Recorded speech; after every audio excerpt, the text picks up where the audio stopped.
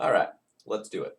Morning, folks. Phil Gallagher of Thraben University here for another awesome Legacy stream. Today we are going to be playing Stasis, and the donation is courtesy of Stephen S.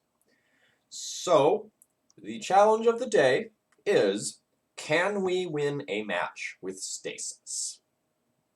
And I'm not exaggerating. I think it's going to be hard. I think it's going to be hard to win unless our opponents just concede. So let's talk about the deck. So, players skip their untap steps. At the beginning of your upkeep, sacrifice Stasis unless you pay 1. So, normally, this is something that you can prevent creatures or something from untapping for a few turns to buy yourself some time. Unless you have something that breaks parity. So, Quirion Ranger can bounce a forest and untap a creature, netting you mana. Or you have something like Scrib Ranger that can do the same thing. The final one that does that is Forsaken City. Any one of these cards can make it so that if you control it and Stasis, that your opponent is never going to get an untap step. I think getting that lock is relatively easy. If we find Stasis in one of these things, like, we've done it. Winning the game is harder, because we're going to need, in all likelihood, to get up to 3 mana to create an Oko, in addition to just getting the 1 mana every turn required to lock someone out with Stasis. So I think a lot of our opponents aren't going to know how hard it is for us to win the game, and so I think they're just going to concede to the Stasis lock out of frustration. But if they make us play it out, I think winning is actually really hard. I'm not going to lie to you. Yeah. I think every single one of our wins today will come on the back of Oko. We sometimes play normal decks on this stream. Let's look at the donation queue. High Tide, Espervile, Mono Black, Ashiok Control, and Rug Food Chain. Totally 100% normal decks. Basic Swamps. I don't know if you saw the Enchantress stream from last night. I'm going to take 30 seconds just to like show off my improved deck list. But I might not be exaggerating in saying that Enchantress could be a tier 1 strategy now. We 5-0'd last night with it, with I think a really misbuilt version of the deck. So my sub goal for the day is going to be to like run it back with an improved version tonight, because the deck felt crazy. Destiny Spinner, like, oh my gosh, this card is a Legacy staple. Just full stop. This uncommon is probably the best card in Enchantress. And that's just absolutely crazy. But back to the Stasis. As far as the sideboard goes, we have Leylines and Crypts for combo, we have Veil of Summers for control, and I guess these are the Begrudging Tarmogoyfs for if we need a win condition. And I see myself frequently boarding in Tarmogoyfs. We're gonna try. We're gonna try to get some wins with Stasis, but have the right attitude going into this event, folks. You're going to be watching a train wreck, and we need to just be aware that any wins that we get are massive victories.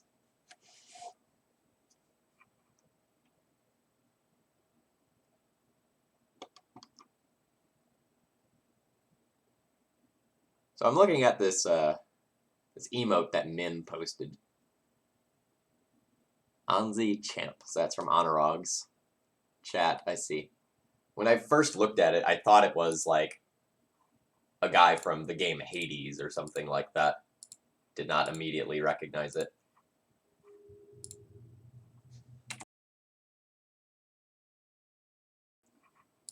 Alright. Oh no.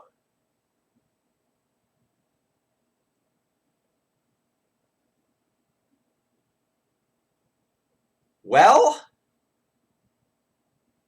it appears that we're playing Enchantress today.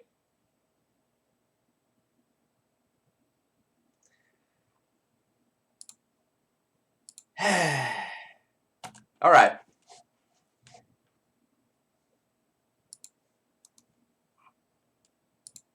Son of a gun. All right. Creator dashboard. We're gonna change the name of this stream to Accidental Legacy Enchantress Stream. Done. I think this is the rebuilt version. We'll find out in a second. And we're gonna change the sub goal to stasis tonight. All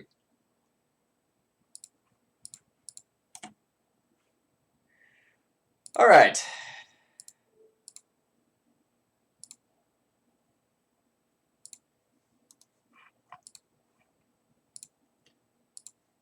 So, Min, when I clicked on Enchantress to show it off, Moto took that as, oh, you want to play with Enchantress, don't you? And then I switched back to Stasis, and it did not register that change.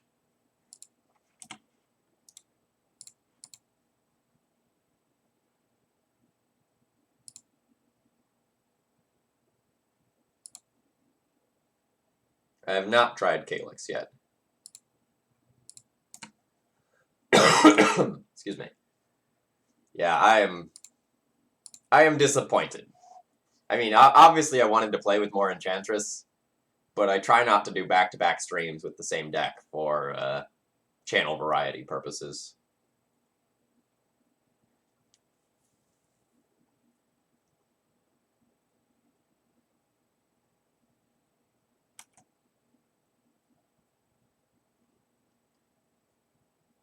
Mythalia is an annoyance, but not actually that big of a deal in the grand scheme of things.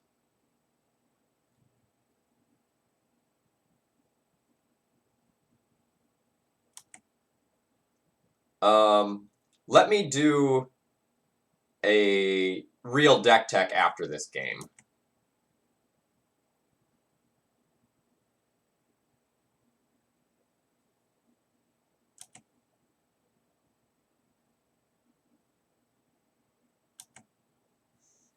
What a brutal turn.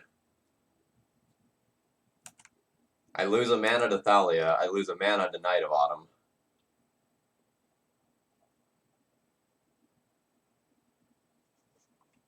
Do you have Twitter? If you have Twitter, Doug's on Twitch is a great source for Maverick deck lists. I would take a look at whatever he's playing, and then put Collector Oof in the main deck.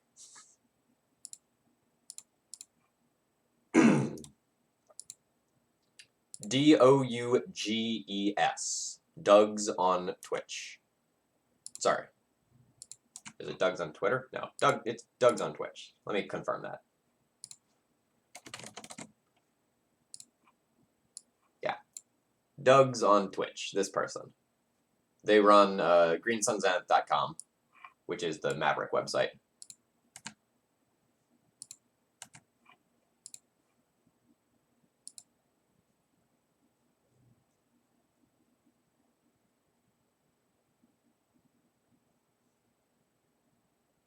Ooh, main deck, Gideon.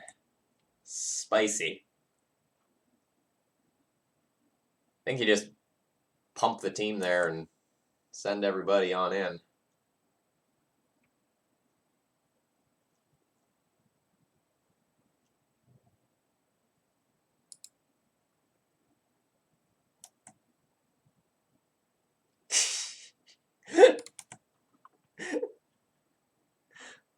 White faces, you're my favorite sometimes. You know that? All right, we're done here.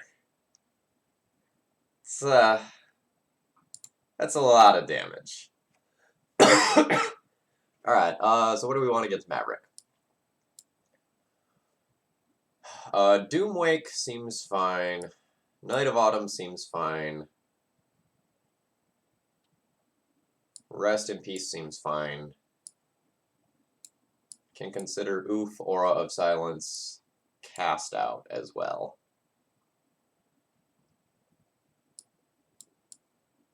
I am not going to want the Carpet of Flowers that I put into the main deck. I've usually been trimming the Muri's Guile for post-sideboard games just to make room for stuff. Destiny Spinner's the best card in the deck. Just no exaggeration. Just it's very, very, very strong. So this gives us more answers to little creatures, more answers to the graveyard, an answer to something like a Sylvan Library. I think I also want the Cast Out.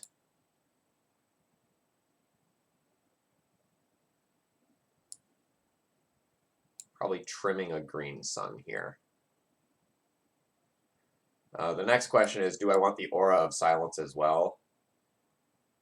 I don't need to be that concerned about Chalice because I do have Destiny Spinners. So it's not like I need to overload on them. And this is the most mana intensive of my extra removal cards. The other thing I can do is consider boarding in the Null Rod to shut off Mox Diamonds, while also hitting equipment. I don't think that's quite good enough, but it's borderline.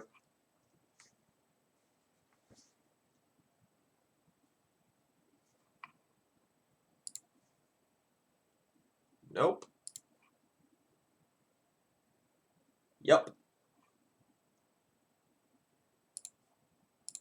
We'll toss back a non-basic land. They're a real liability in this sort of matchup.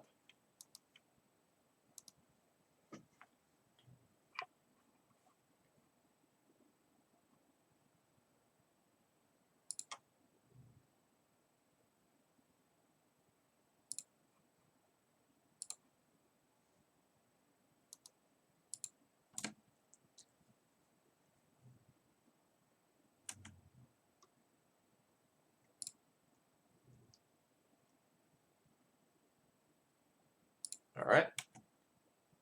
Goodbye, my shroudy friend.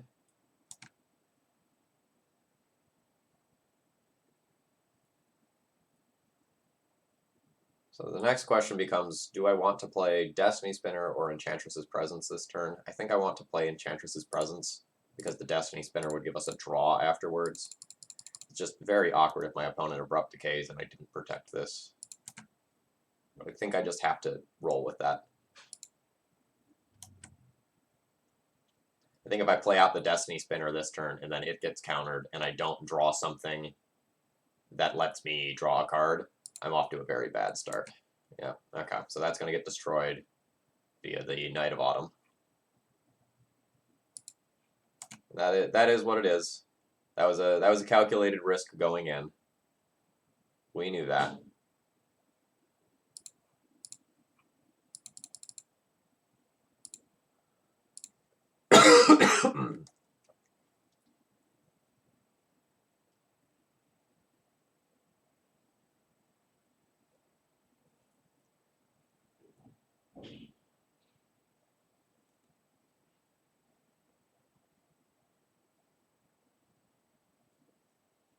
I believe I am now going to hold this Wild Growth for an Enchantress effect, and I'm also going to hold back this land for Wasteland reasons.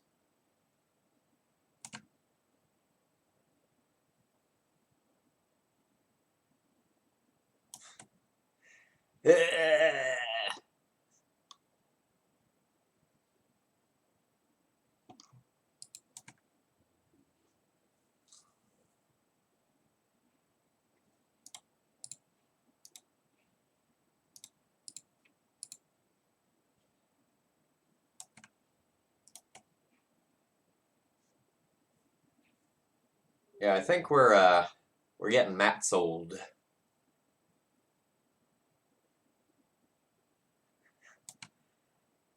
Dang, Mats.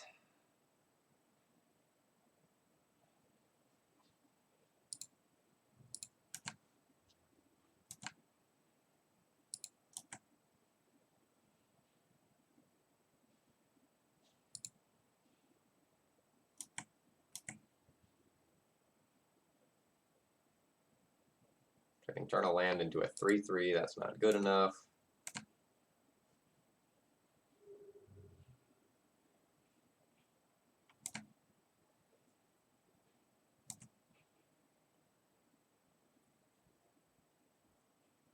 My initial 3 enchantments being answered is rough.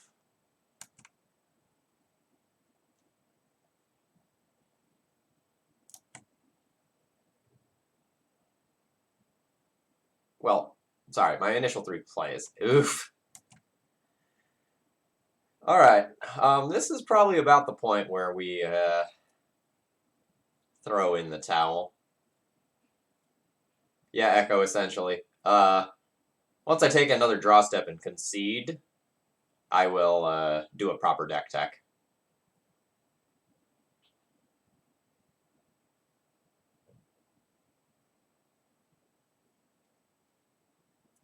I'm not even sure this is good enough to keep me in this, because my opponent is just attacking with 1 creature anyway and beating me to death.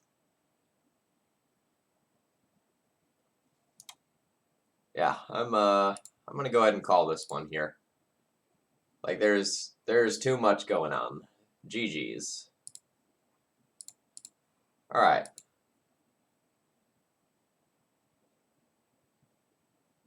No, I went to bed.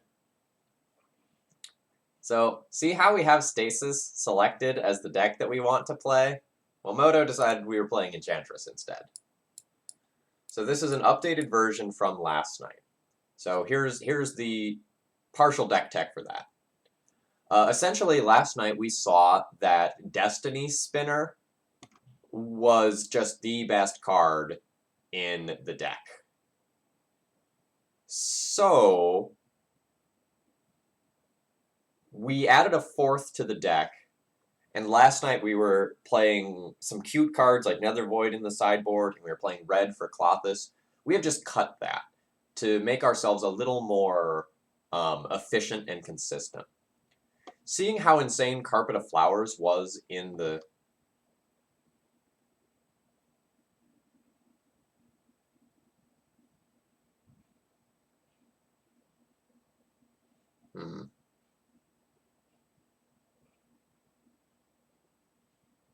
Oh, I see what happened. Okay. Seeing how insane Destiny Spinner was, and seeing how great Carpet of Flowers was, we promoted Carpet of Flowers to the main deck. It's just insane against any blue matchup, which are very, very frequent. And any time where it isn't insane, it's just a 1-mana Enchantress that adds to your enchantment count for Destiny Spinner and draws you cards off of your Enchantress effects. So we've made it so that we've taken away some of the top end of the curve, things like Replenish and Klothys that didn't really do anything on stream, and we've added more things that are low to the ground. Destiny Spinner stops counterspells, it stops Chalice of the Void, and it's a win condition. It is the best card in this deck. As far as sideboard changes go, since we moved the carpets to the main deck, we got a couple more slots. So I think the new cards from last night are a Green Sun, an Elephant Grass, and a Doomwake Giant.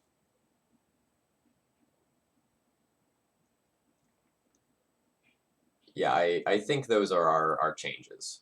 So essentially, I've added 1 more card for when we get paired against the creature decks. For when we get paired against the combo decks, I have a Green Sun for Teague or Oof, or maybe even Knight if that's something that becomes relevant. And then the Doomwake Giant is for things like Delver, Death and Taxes, where you need to get creatures off of the board to help you stabilize. Lol, bro, lol. Thank you very much for the bits. I'm really glad you're enjoying the content. I've been working pretty hard to ramp up my content production, and I'm glad that it's noticeable. No, I still think Dryad Arbors is garbage. I don't want that in my deck.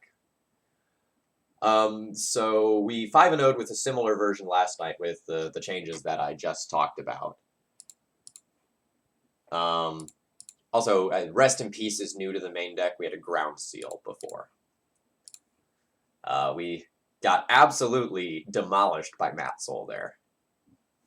So we'll be looking to 4-1 this league now. Excuse me.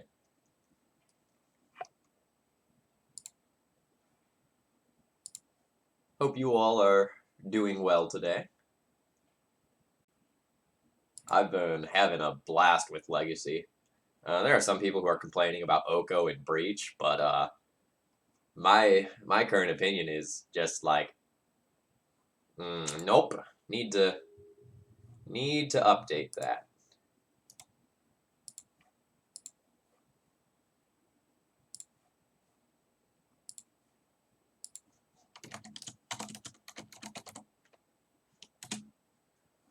Okay. So since I changed this, I need to export this.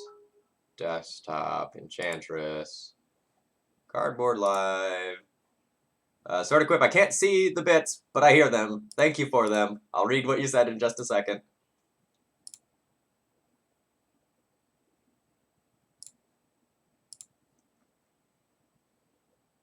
Okay, now Cardboard Live should be updated.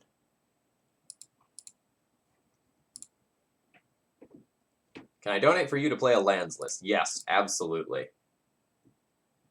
Yes, I will keep this.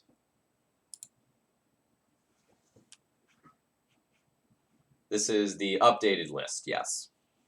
Matt Soul was on Destroy Everything That I Love. It looked like Maverick. You know, Green Sun, Thalia, Scrib Ranger, Deafening Silence, Gideon. The Gideon was spicy as a main deck addition. And probably very good. Sonic, we got a 5-0 last night.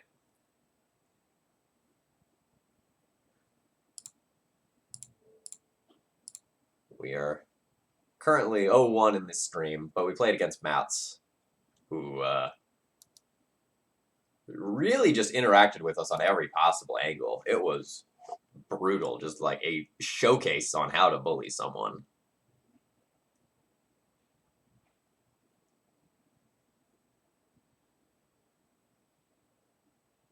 Okay. So, I need to Green Sun for an Enchantress effect. But I kind of want a Destiny Spinner first and try to make... No, that's not going to actually make it uncounterable, is it? Because this makes your creature and enchantments uncounterable. Yeah, so I guess we will just Green Sun this turn and walk it into a Daze or Force.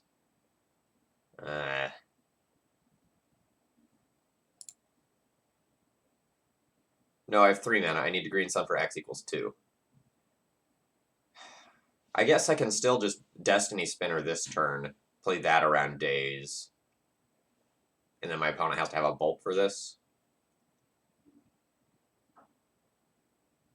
Alright. Let's still go ahead and do that. This also may be good enough to draw out a Force if my opponent doesn't have a Bolt. It is good enough to draw out a Force. Pitching a Daze. Alright, feels like we've made a good decision there. Am I going to Abundant Growth just to get another card? I don't... actually, it'll allow me to better play around Soft Permission next turn, so I think I will do that.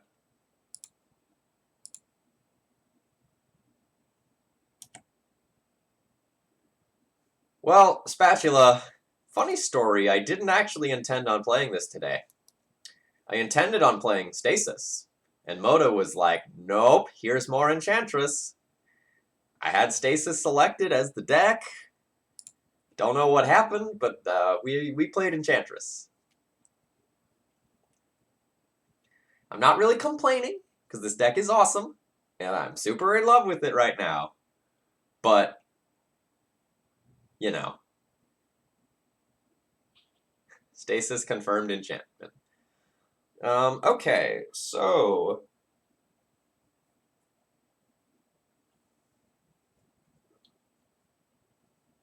I can play... I need to think about which is more optimal, Green Sun or Argothian Enchantress this turn, because my Serra Sanctum is gonna get Wastelanded. So tapping the Wild Growth gives me the Enchantress, then I'll have 3 mana left over. So if I don't care about Daze, I suppose it is more optimal to green sun this turn. Okay, so if this is 3 mana, no,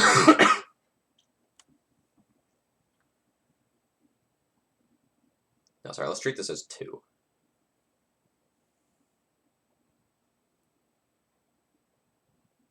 2, 4, 5. I can use a white and a green for Enchantress, then a white and a green for Sterling Grove, and a green for Elephant Grass. It uses my white mana suboptimally this turn, but green mana is my limiting thing this turn, so I think that's okay. And if this gets countered with another force, I can still just green sun. I'm going to Elephant Grass first. I care more about that resolving. And it could take us into things that change our lines.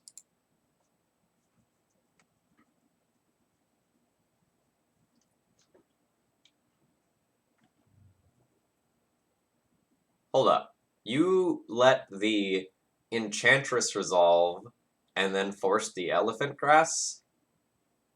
That is brave. That is very, very brave, Mr. or Miss Baraba94.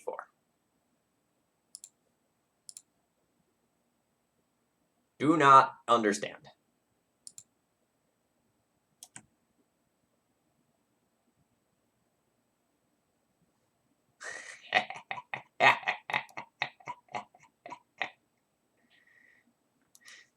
Yeah, this is like Plague Engineer, but better.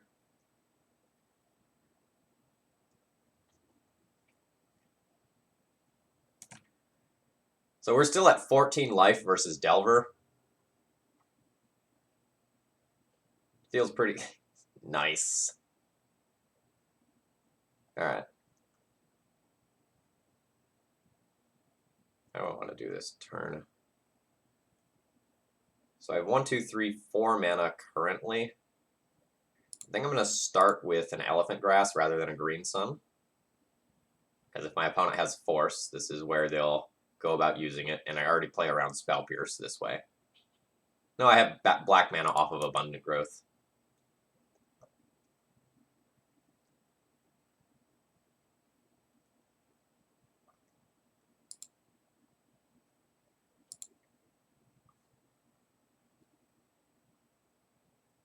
Ooh. Another Enchantress. That is mighty interesting.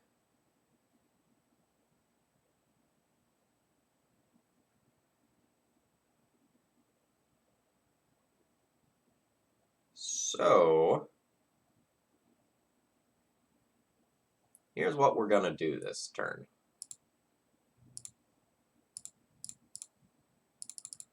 Now we're going to Green Sun for 2. We're going to put a Destiny Spinner into play. And now, our enchantments are Shroudy and uncounterable. So we just need to draw into a little bit of mana over time, and then we get to just uncounterable Doomwake Giant GG.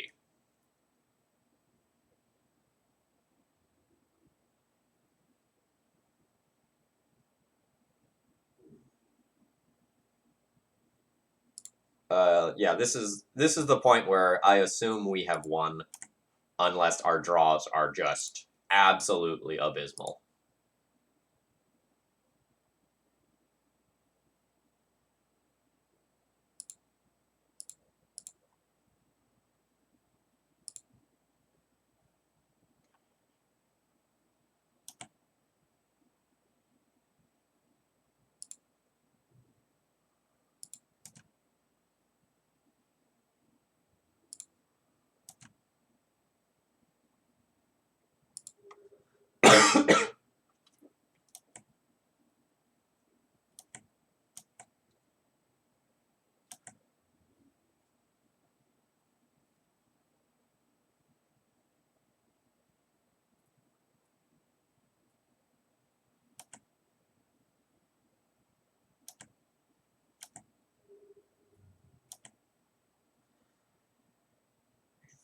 think I'm gonna go ahead and fetch to Thin here. I don't think this 1 point of life is gonna make a difference. I guess there's worlds where I might need black on my turn, though.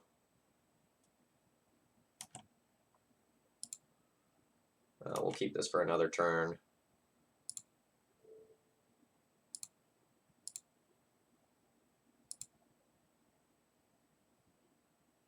One, two, three.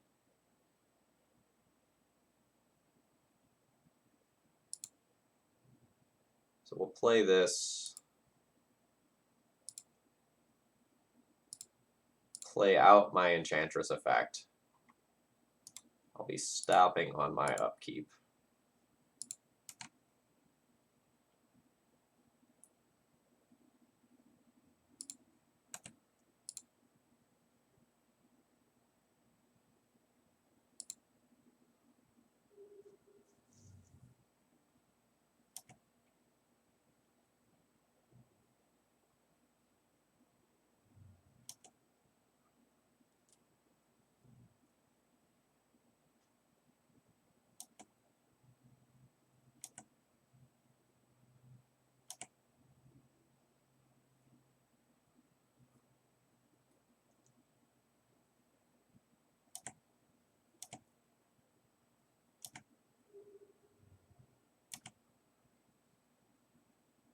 Oh, I know.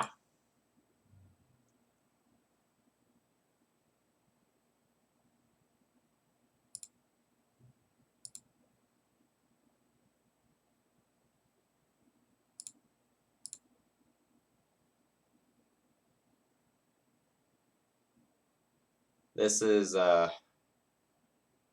where the game actually ends.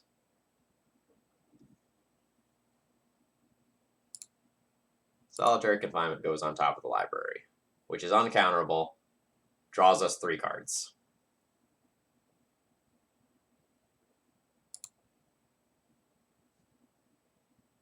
Okay, yeah, so I guess technically, if they have main deck Brazen Borrower, Solitary Confinement is beatable.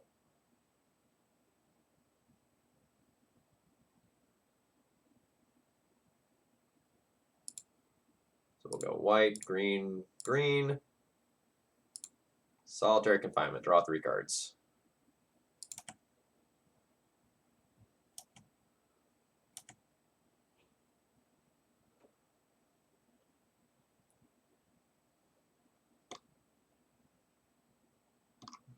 So I can still fetch and hurt myself.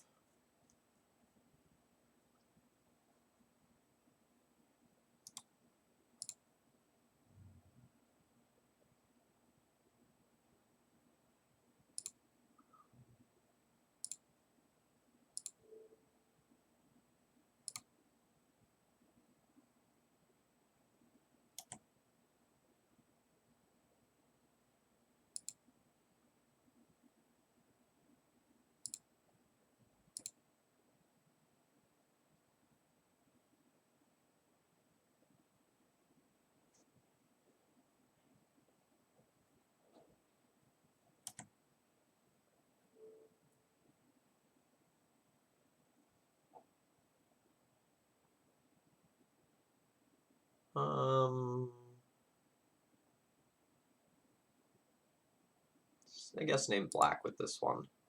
That way we can use this for white and this for black if we need to.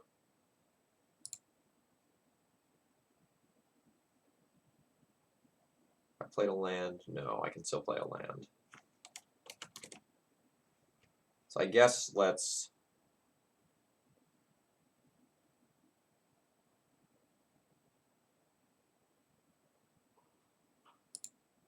play this out, tap this, wild growth this. Then I can Utopia Sprawl that.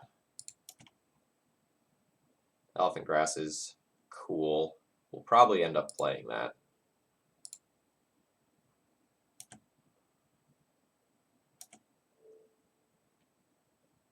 Am I O-ringing anything this turn? No, I'll just play Elephant Grass, so this can just be green. So I'll tap this, have 4 mana. get the elephant grass out there. Then even if they get rid of solitary confinement, I'm okay. And then next turn we wipe their board and just kill them with Destiny Spinner very, very, very easily. So I guess just increasing the number of enchantments that I have in play is my primary priority, while also just not decking.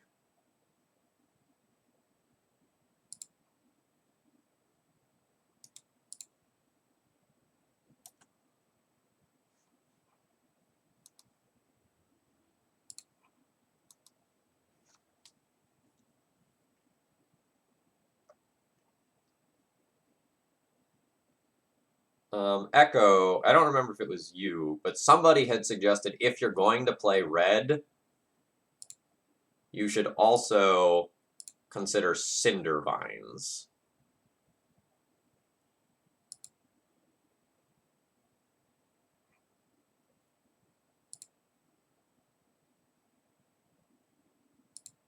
It was you, okay.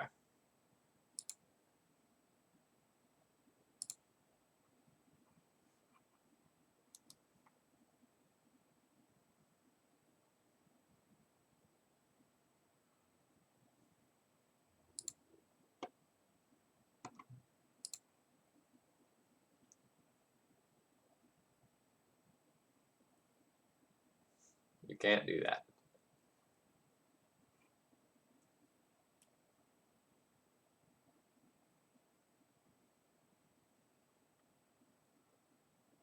I guess it should just be Stony Silence. The upside of Null Rod is that you can play it more easily on turn 2, off of like the wild growth things. So Stony Silence is white, which is a downside on turn 2. But I guess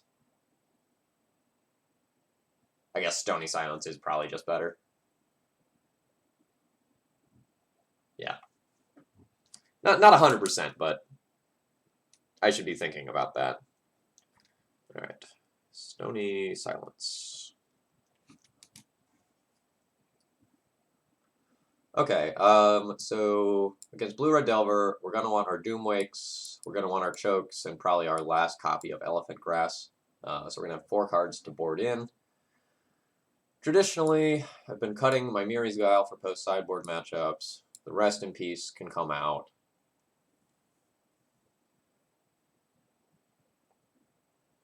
We have the Carpet of Flowers pre-boarded for us.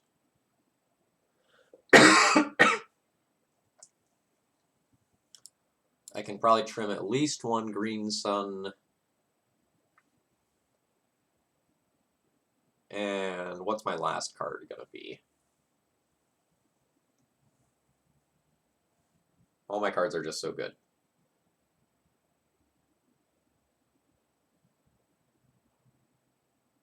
Yeah, I was thinking about O-Ring anyway, because it's also just slow as removal.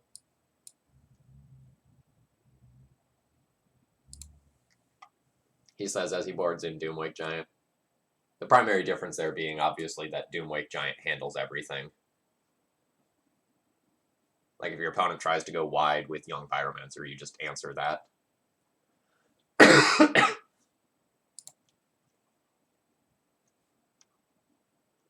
My opponent has taken a mulligan here.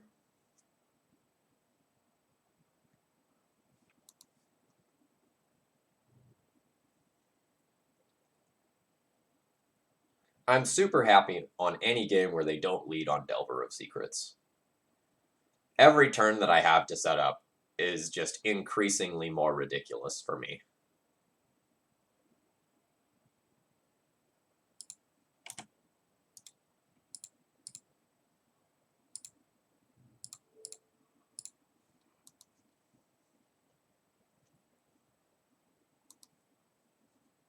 And every turn that this game goes on makes my opponent's dazes, stifles, spell pierces, and stuff like that worse. So, like, their best play now is this being a Young Pyromancer.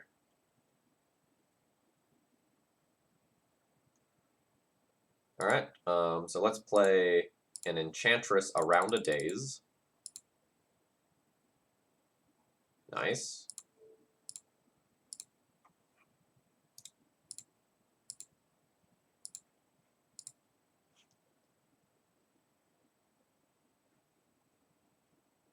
And note that if opponent has a daze, it's kind of rough.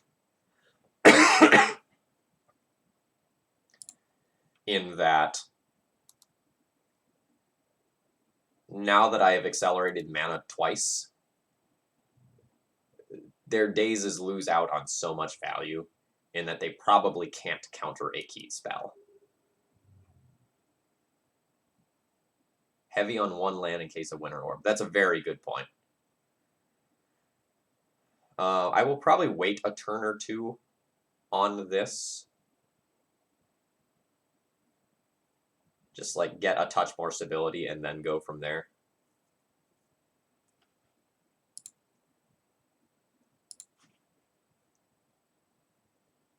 Let's put another Enchantress effect into play. Let's go land. Abundant Growth this, just get a whole bunch of draws. We're looking for Carpet of Flowers. That would be the thing that just, like, really lets us go disgustingly ham here. Otherwise, we'll just draw a whole bunch of cards.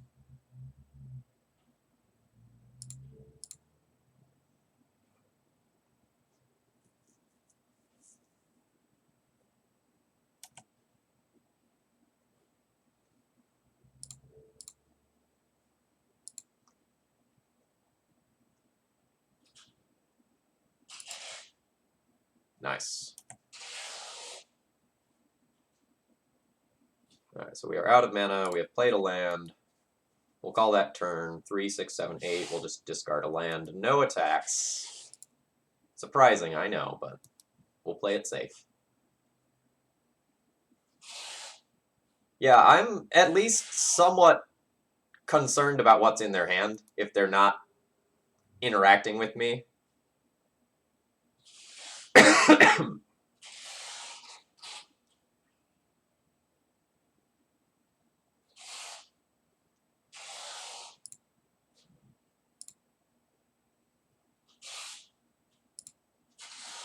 So this plays around 2 days effects.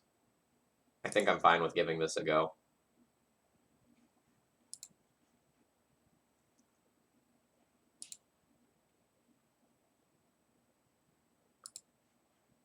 Even if they have double bolt, which is something I kind of think they might, and they kill the Doomwake Giant, I still just get their board.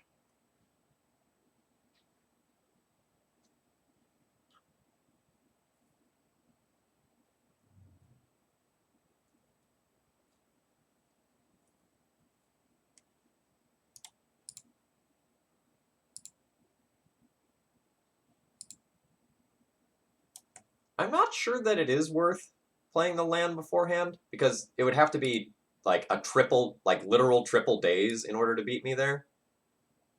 Oh, nice. Now I'll play a land.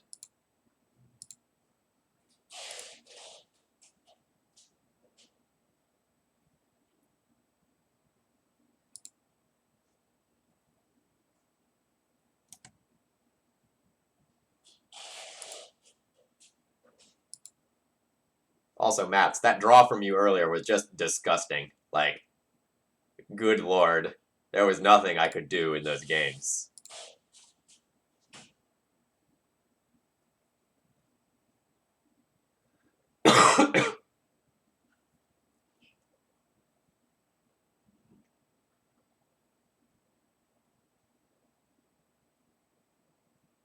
So the funny thing here is that we don't even really care about this elephant grass. Like, it's insane if it resolves, and it probably should. But solitary confinement is the real winner here. So you had one of the still had all these moments. I believe that.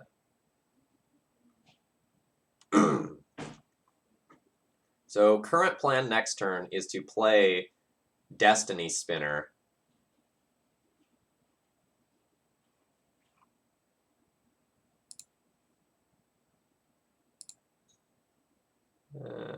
probably don't need that.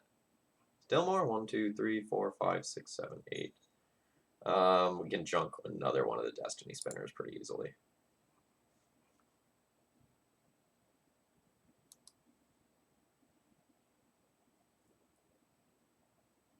Yeah.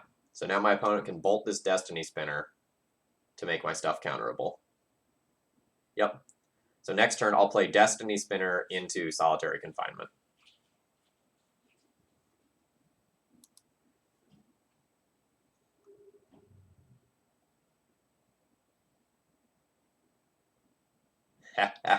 So much mana.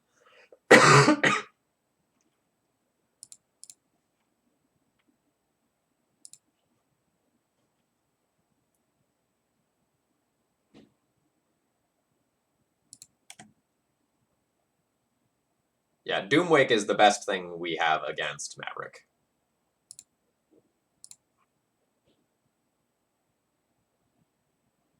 Actually,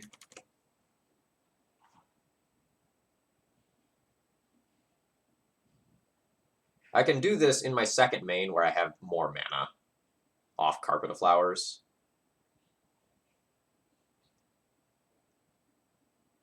I think I will do that. So we're going to play in a way that nets me more mana.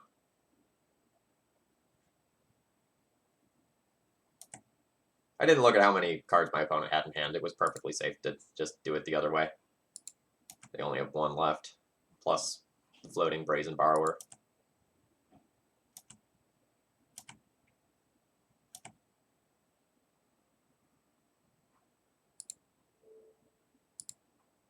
But this essentially makes the Solitary Confinement free.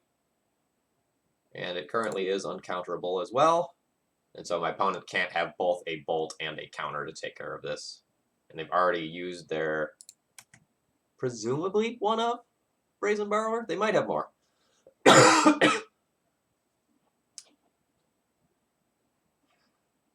Alright, they're done with me. So this turn we would have drawn a lot of cards. Essentially we would have gone through the deck, just generating more mana until we got to a Serra Sanctum. We would have passed the turn with Serra Sanctum in hand, and then next turn we would have killed them with Destiny Spinner.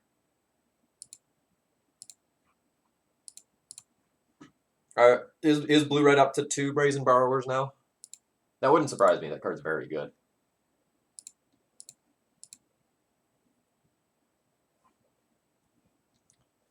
Yeah, we have not played against a combo deck yet, I don't think. We played against mono fair stuff yesterday. But we have a decent amount of anti-combo cards in the sideboard. Not all of them are for every matchup necessarily, but like we've improved the combo matchup since yesterday. Also, I thought I put a null rod in here. Like I borrowed a null rod to put it in here.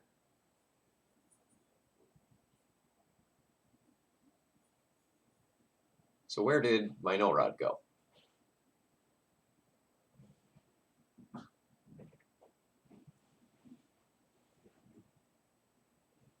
No, I'm showing 15. 1, 2, 3, 4, 5, 6, 7, 8, 9, 10, 11, 12, 13? Ah!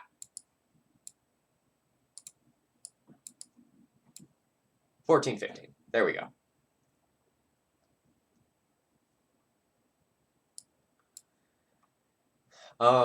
So I want to explain the Serra Sanctum in the sideboard because it's a little bit questionable.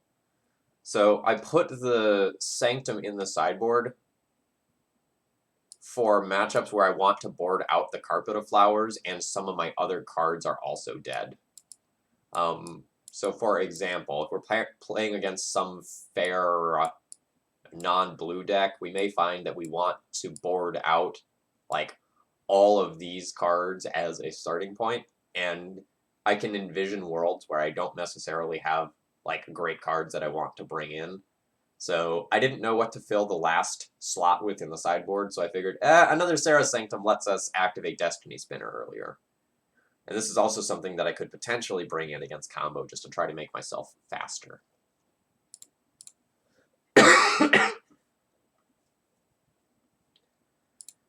Yeah, so in terms of mana, Destiny Spinner costs 4 to activate, and so you also need 1 land available to attack.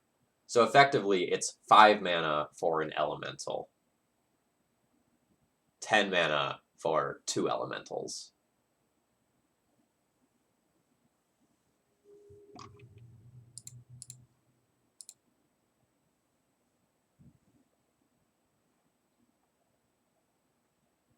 Yep.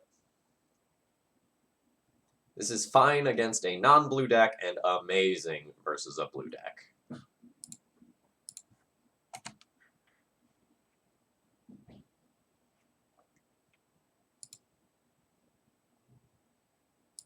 Probably non-blue.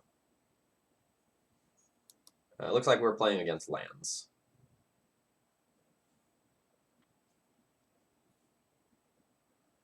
Loam too? Library. That's pretty good.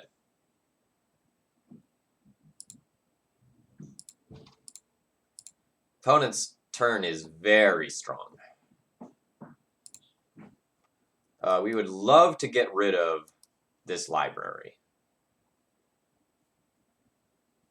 A Rishadan port here is borderline unbeatable. Alright, none of those cards are named Rishadan port, so I've got that going for me.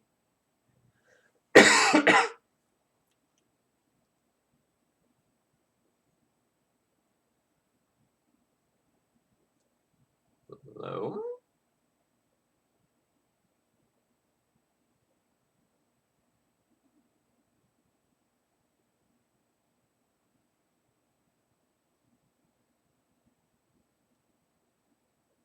Huh. Huh.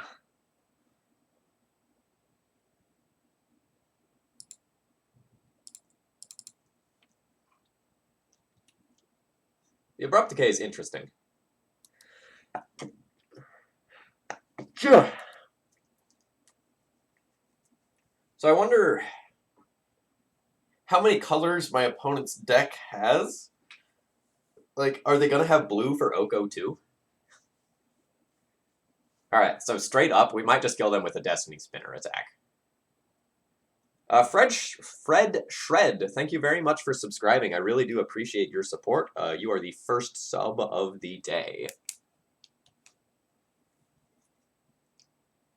Although we have already gotten some bits, which I am very appreciative of. So it looks like we are playing against Jund lands.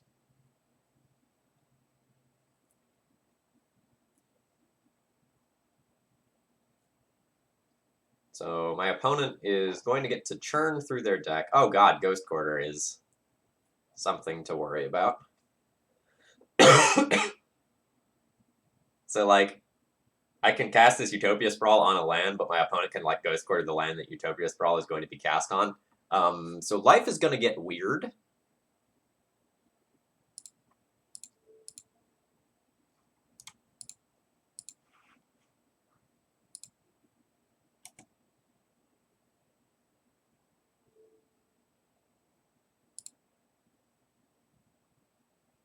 Okay. So now I'm going to want to, like, divvy up my Enchantress, or sorry, my enchanting effects across multiple lands. So the next question becomes, do I want to Wild Growth, or do I just want to put another Enchantress into play?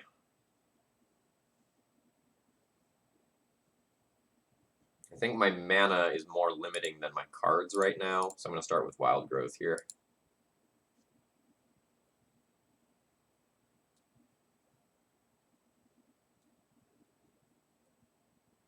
Okay, but you could have done that the first time around when I cast the Utopia Sprawl.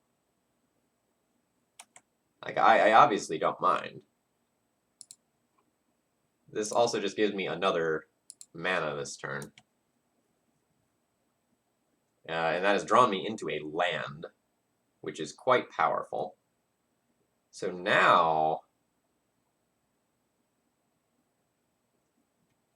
let's go 2 mana for an Enchantress, play land. I don't want to play the Elephant Grass until I have to, because like this stops Merit Lodge. So we just treat this as a draw 2. Oh, there we go. Beautiful, beautiful, beautiful. My opponent does have Abrupt Decay, so Solitary Confinement isn't an instant win.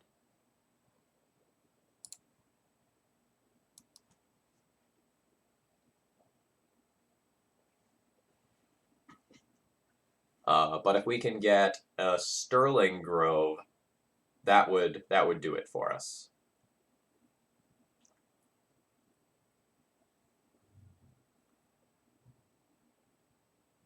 Yeah, straight up, I can just like get a Destiny Spinner and just kill my opponent.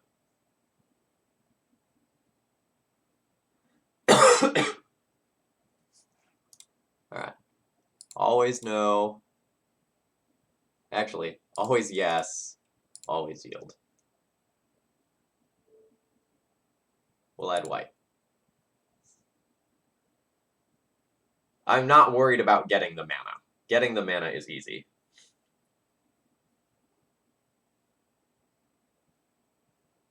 Do I go for the Destiny Spinner this turn yet, or do I just continue to draw cards?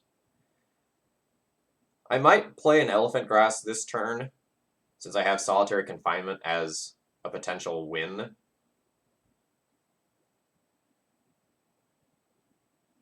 In the future.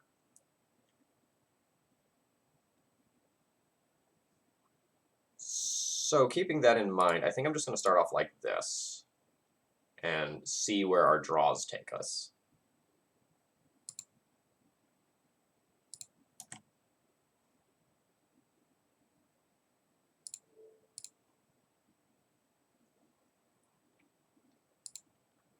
Okay, there's a Destiny Spinner. Drawing a Sarah's Sanctum would be so sick right now.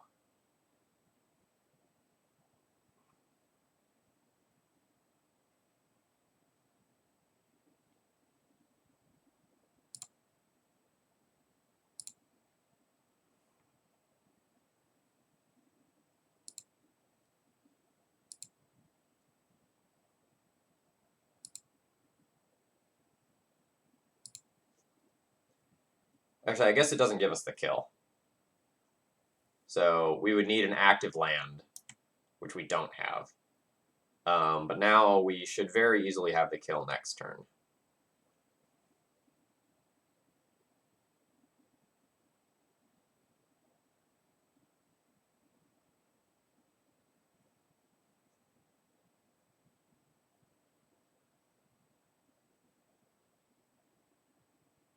Elephant Grass stops Merit Lodge. Full stop. My opponent would need like Crop Rotation into Abrupt Decay off the top. I don't think I'm going to be able to either Confinement or Protect it this turn.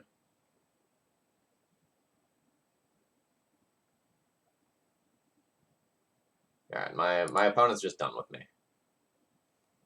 Alright, so versus lands, we have Rest in Peace.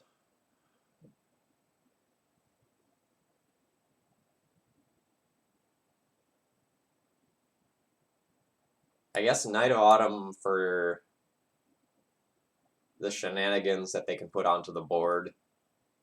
Like a Molten Vortex or a Sylvan Library is pretty good. This is pretty good.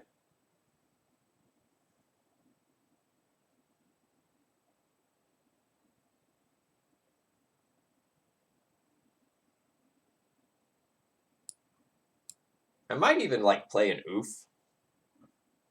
Shutting off Mox Diamond is pretty sweet. I don't know. Like let's look at what I have to take out. Cast Out as an instant speed answer to Merit Lodge is also cool.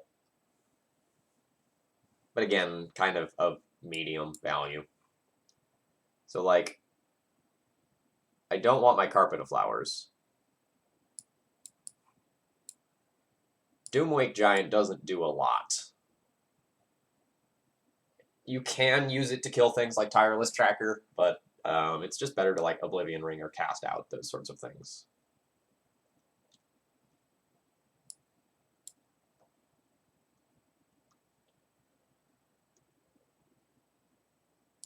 So I think I'll trim a Green Sun and then call that good.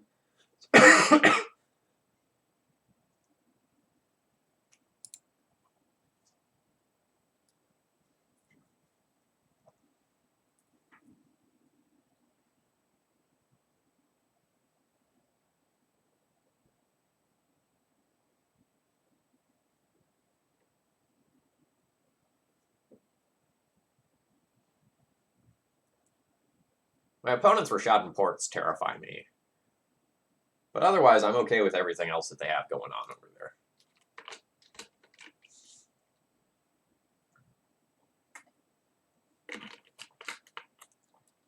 So fine and Andy, if you think about it, the bullet, quote unquote, that we're boarding in is not something that we really want early or consistently. It's just something that, as the game goes really long, we might like to have access to. And if we naturally draw it and it happens to blow something up, cool. Or if we naturally draw it and it puts us above 20 life so we get another turn, cool. But it's not like it's the key part of our strategy. It's not like we're playing against a Storm deck where if we put Gaddock Teague into play, our opponent cannot win through it.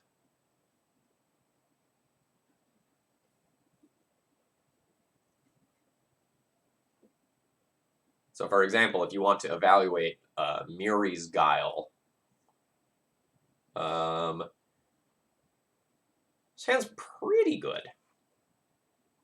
It is currently lacking white, but we have one of our best cards in the matchup, an Enchantress effect to draw us cards, another backup Enchantress effect, and the protection effect. So like we have a lot of what we want. This is the second just busted opening my opponent has had in a row.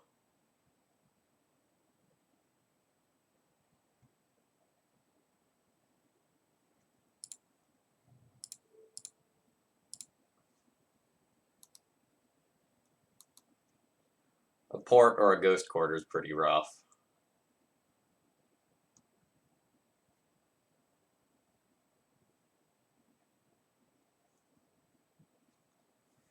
I think the dynamic of Green Sun has changed since putting Destiny Spinner in the deck. Like, you just have more cards that are straight gasoline. So it's not nearly as necessary to just always, always, always have Green Sun targets.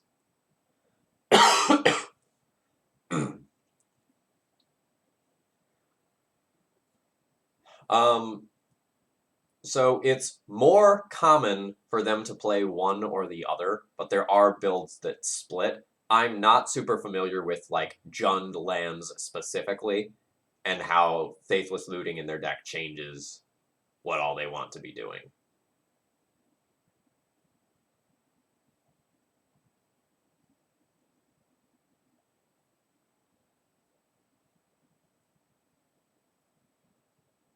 White source. White source. Okay.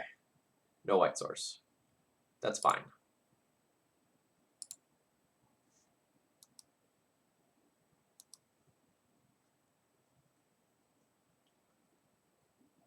Opponent unquestionably in a favored position here.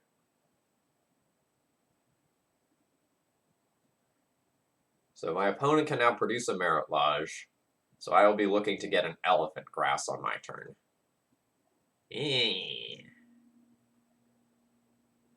That, I think, is ballgame.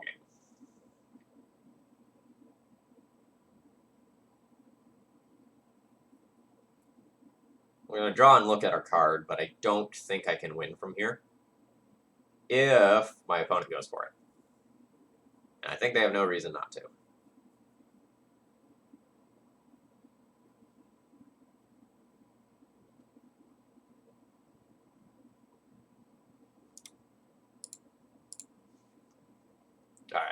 Alright. My opponent's start was crazy. Even if I didn't stumble, would have been hard for that. You think Green Sun 3 is better than Spinner 4 in this matchup? Let's think.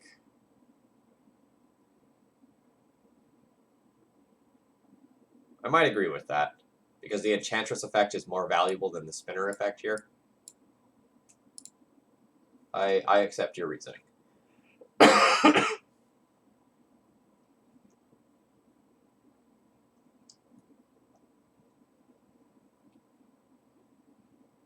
I can also consider bringing in the Aura of Silence over either, to just have another answer to the spheres that they're playing.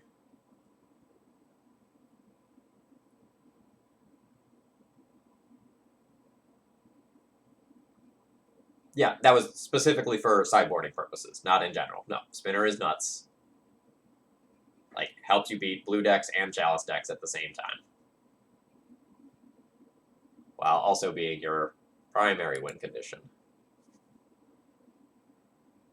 I have no Enchantress effect with this hand. I have stable mana, but only one redraw. I'm going to mulligan this one. This I'll keep. I'll pitch the Green Sun here.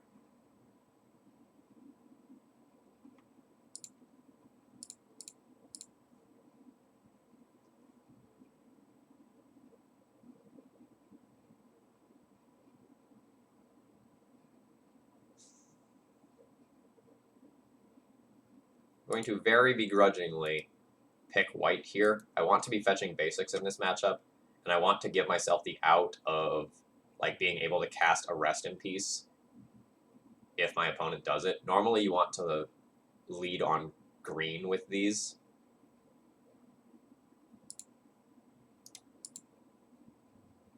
The other thing I need to fix if I continue to play this deck is I have no idea why my Sterling Groves are mismatched.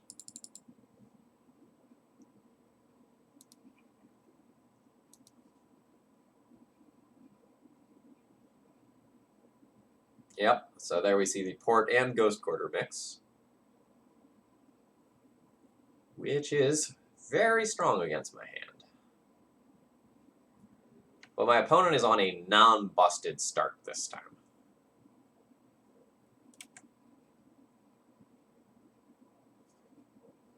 Unfortunately, we have our 2 cards that cost 2 mana that we can't cast off of Forest.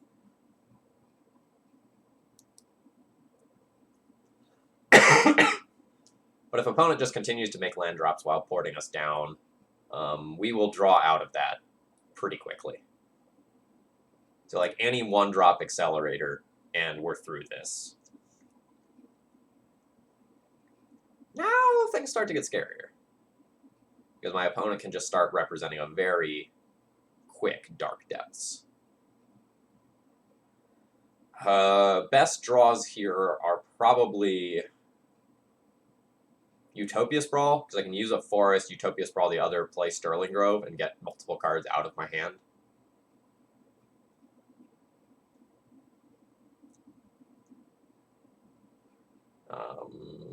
The Elephant Grass is something that's fine for a little bit later. Kinda MTG, Moto happened to Stasis. That's become the donation goal for tonight due to Moto things. Well, this is how we lose a game.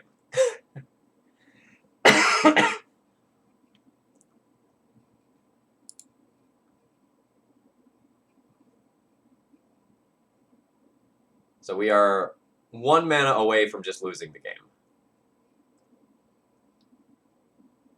Yikes. Oh yeah, I'm very aware of that.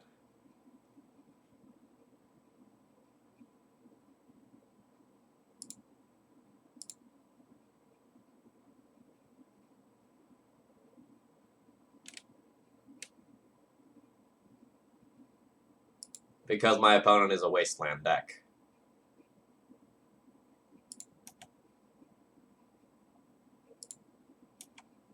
And short-term gains are not worth long-time consequences.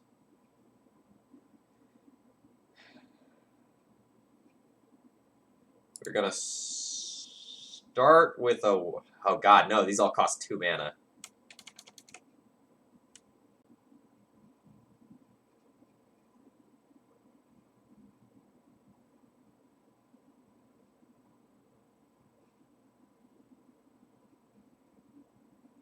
Well, because of this sphere, I just need more mana to do stuff.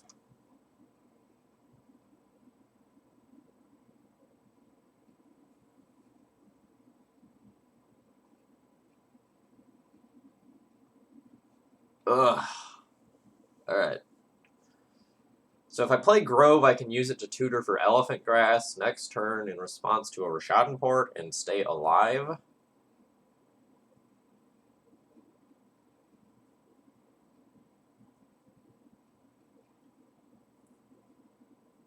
But everything's pretty costly.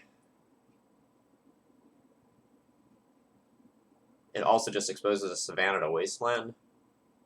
Versus if I Wild Growth, luck into another 1-drop, maybe I can brute force my way through.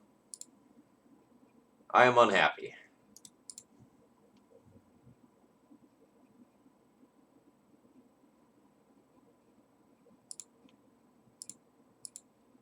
If my opponent hits their land drop, I'm just potentially stone cold dead to them going for Merit Lodge. I don't know that they will go for it. That is potentially very good. For 1 turn. So the question is,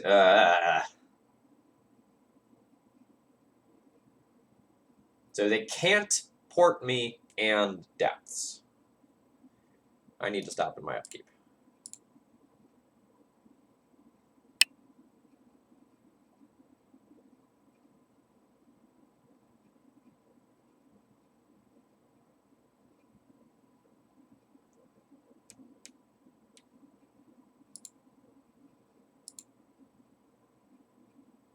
So I sack this.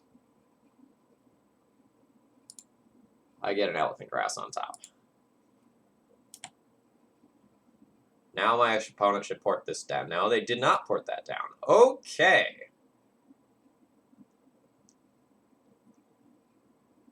So I get to do things. So this is 2 mana. I can play Wild Growth here. Draw a card with it.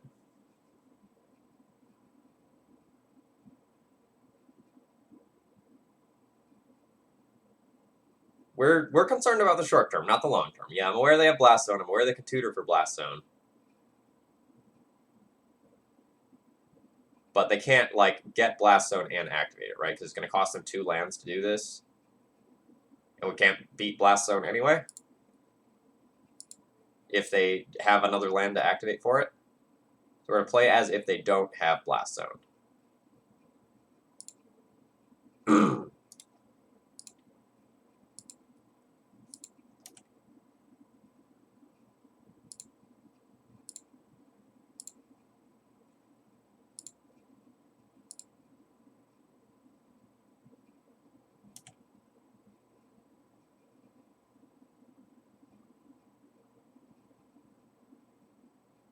Grove first. Grove first is fair. I should have Grove before playing this to not expose this to Crowsin Grip. That's what Spatula is saying.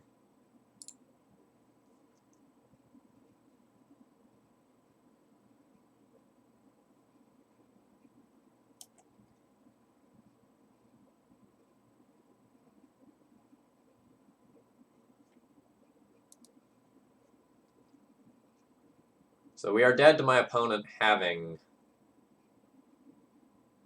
another land. Not immediately, but another turn cycle from now.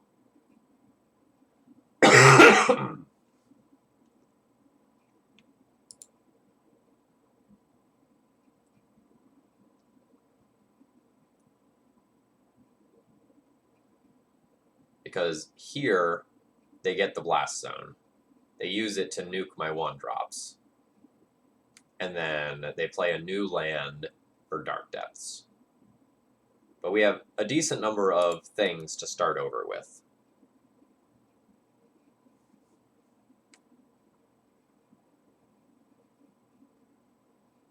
guess the question on their side is, do they just nuke 1-drops now? / can they nuke 1-drops now? They can.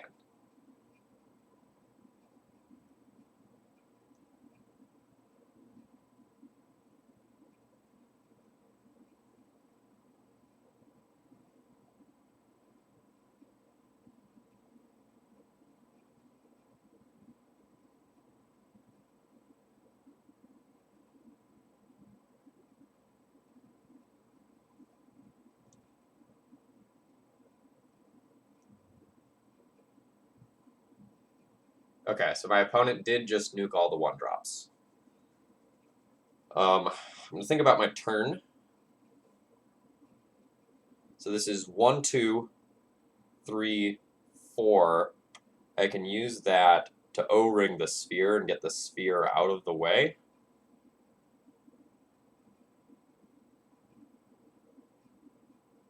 And then work on drawing some cards. Then next turn, I can sacrifice my Sterling Grove to get a new Elephant Grass. I'm just thinking if I want to activate the Sterling Grove for anything now.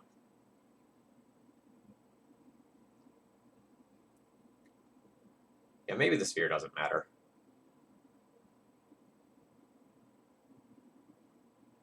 I think I'm going to take my draw. It is just a land. So the other thing I can do is just like play out a bunch of enchantments and then use O-Ring at the end because Sarah's Sanctum will pay for it by itself. So as long as I play 2 enchantments, Sarah's Sanctum will produce 4 mana for a sphere effect.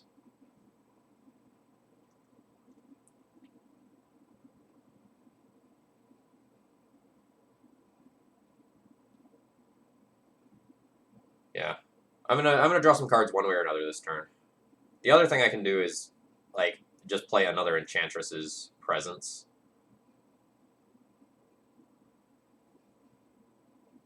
And use that to set up Solitary Confinement later.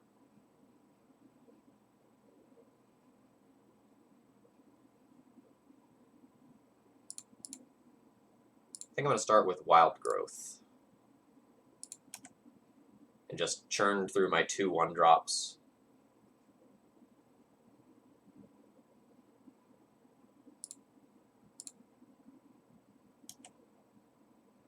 So there's my 4.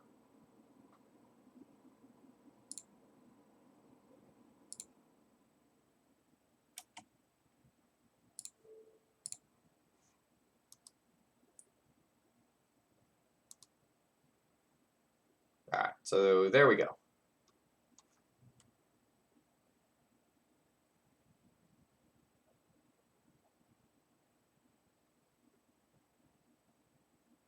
Did I forget to play a land? It's very possible.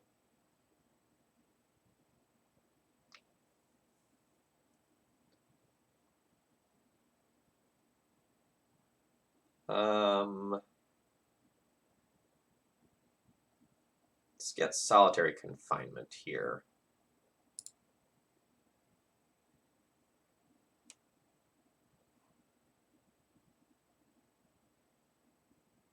Actually, I guess I can not sack this, and I can look and see if I have either Elephant Grass or Solitary Confinement on the top of the library. Because if I have either of those, then I don't need to tutor.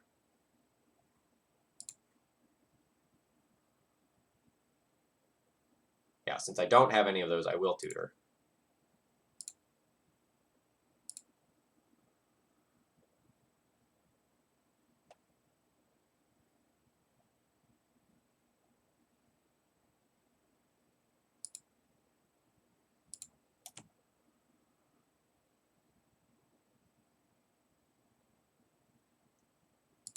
The people love Enchantress. It was the thing that was most requested that I stream when I did the little poll.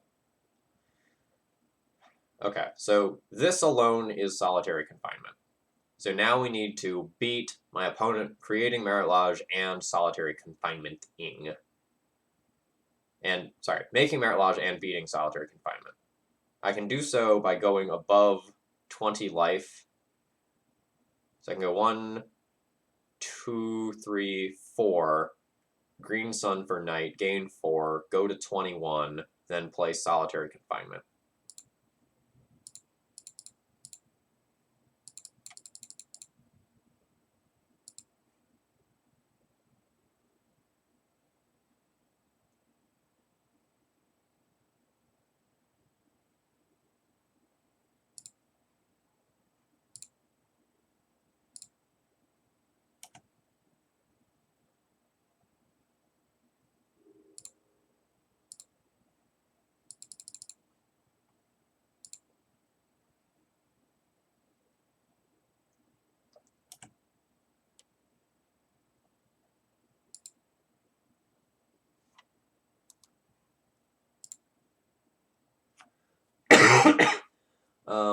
We should now be pretty safe.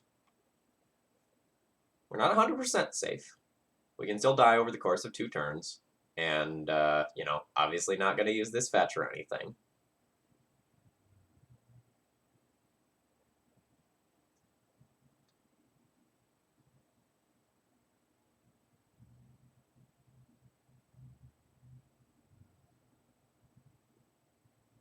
Alright, super happy I played around this exact scenario.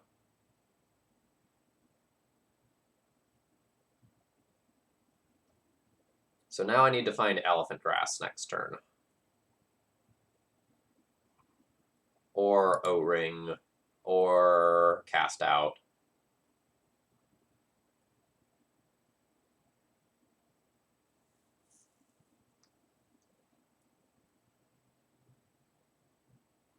That's very good for my opponent. Holy crap.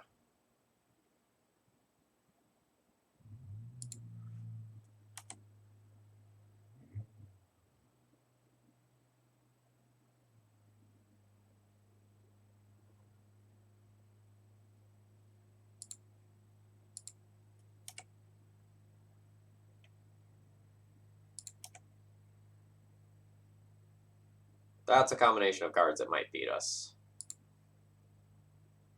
Uh-oh. Uh-oh.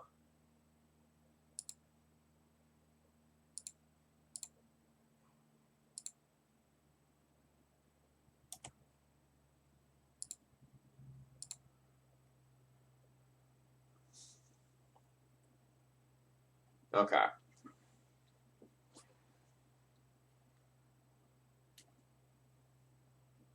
So... O-Ring is one of my outs.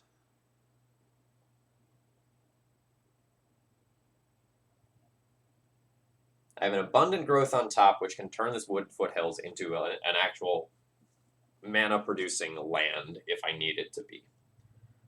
So the question becomes, can I play an Enchantress's Presence off Wild Growth and Forest and still reasonably expect to win?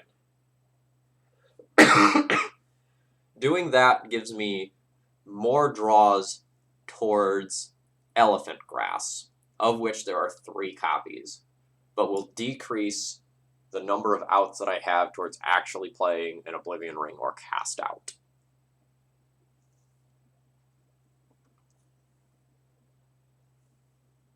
So if I go 3 mana Enchantress's Presence, I can then go tap this forest for Utopia Sprawl here. I can then play Wooded Foothills, Utopia's Abundant Growth it with floating mana, and then have an out towards Elephant Grass with more looks. I think that's the line that I'm going to take.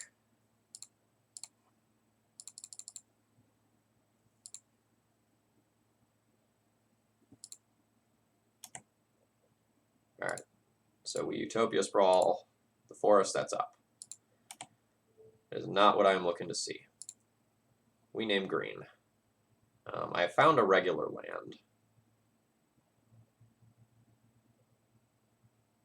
So now I don't want to play a land yet.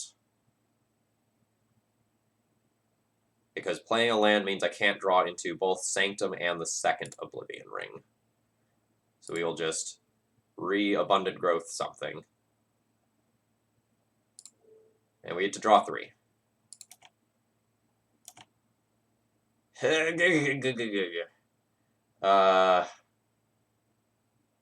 Now we're dead.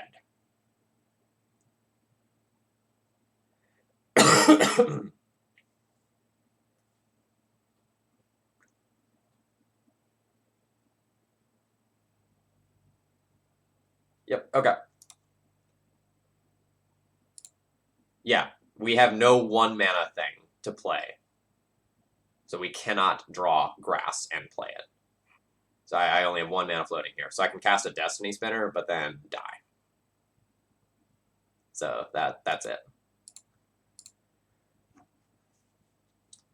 And Tuxdev, we would have wasted 4 mana on the turn that we did O-ring it, followed by wasting, I don't know, maybe another 10 or so mana over the course of the game, which gave us tons and tons and tons of redraws. So I think it was 100% correct to get rid of that sphere.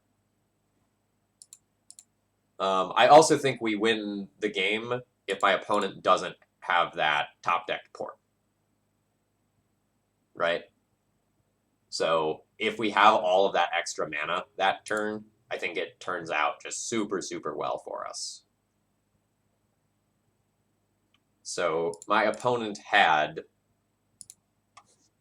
like the ability to go off, the ability to remove solitary confinement, and the ability to deny me mana. So they had a lot. And Tuxdev, how do we deploy more presence with only white mana off of Serra Sanctum? We don't.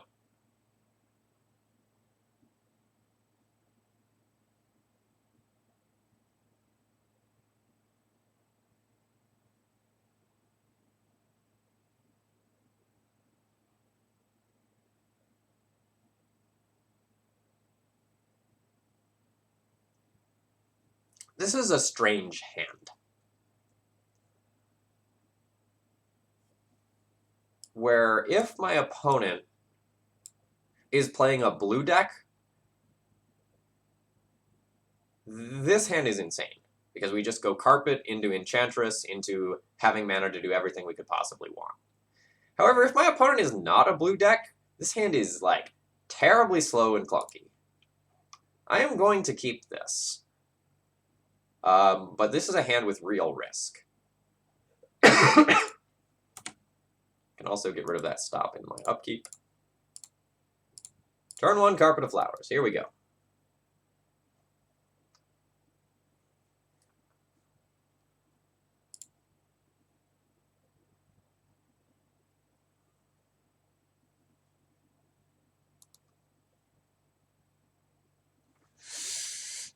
Moment of truth.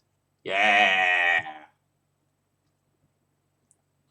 We're so good now. So the next question will be, am I going to play Enchantress's Presence or Argothian Enchantress on my turn?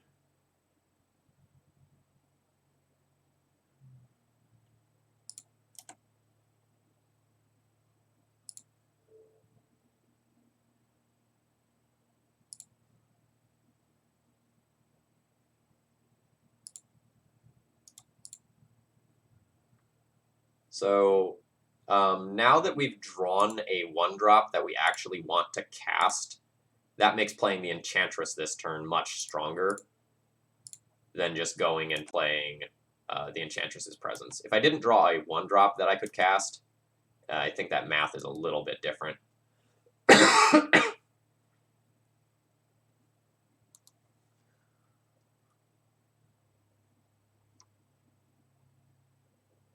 This main deck Carpet is disgusting.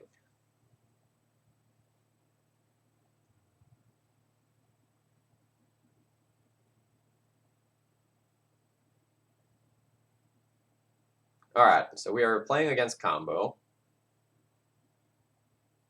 And we are presumably dead.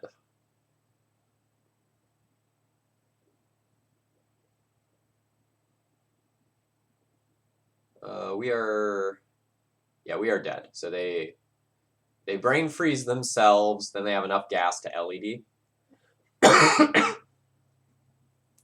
I'm gonna take a minute and just wait to confirm which version they're on, and then I'll concede. I'm gonna assume that this is gonna be white for silence effects based on what I've seen so far. But might as well wait a minute.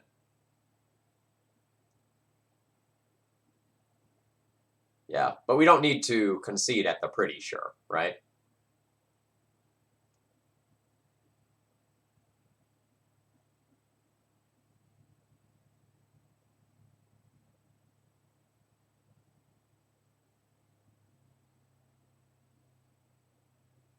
So we'll get our confirmation. Okay, there's our confirmation.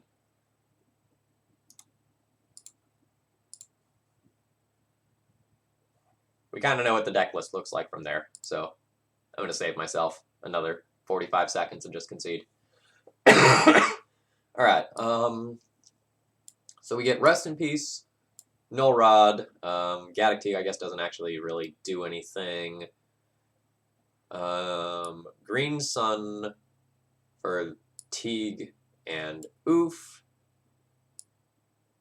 Can consider Chokes. Definitely will play Mind Break Trap. And does Aura of Silence actually stop them from comboing off? So they use 2 mana to make 3 mana with LED. So LED still nets them mana, so they can still go off with it. But this also will just stop the breach itself, so we can bring that in. All right, what don't we want? Oblivion Ring, probably pretty bad in most circumstances. Doomwake Giant, pretty bad. No, Breach is a tier 1 legacy deck. Full stop.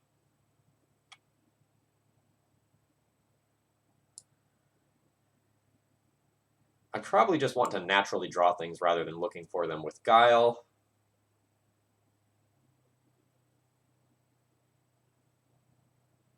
And I may be heavy on cards for this matchup.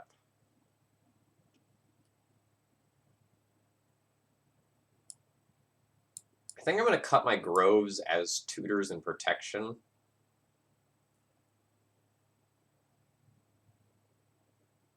Because I'm just boarding in a huge density of cards. We'll assume Choke is kind of slow, and then I just have to trim one other thing, and we can call that good.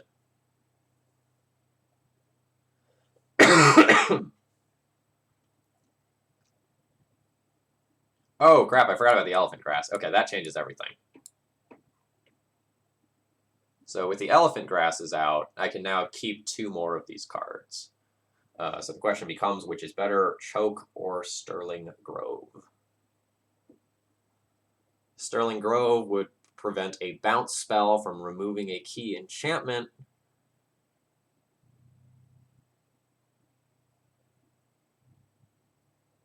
Whereas Choke would just make it more difficult for my opponent to cantrip out of a problem. I think they're probably pretty close. I'm going to go with the Hate card.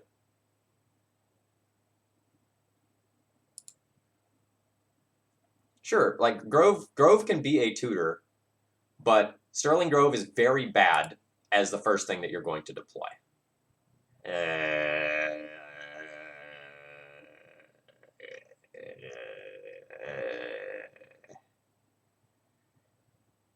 Yikes.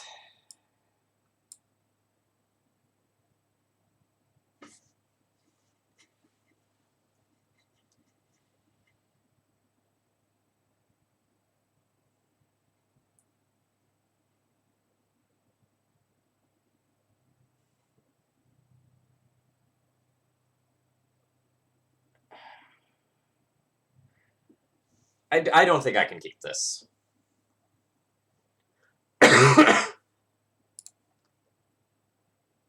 This is so much better.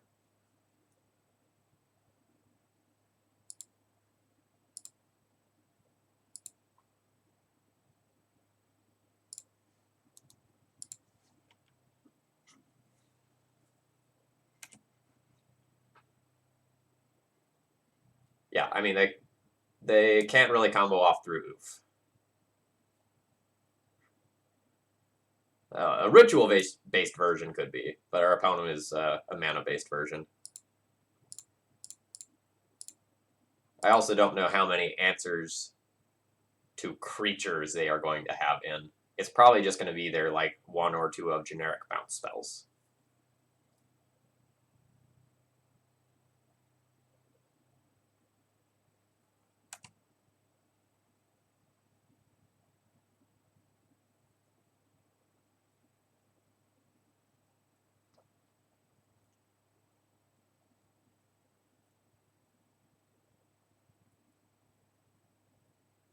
Confirmed, not an enchantment.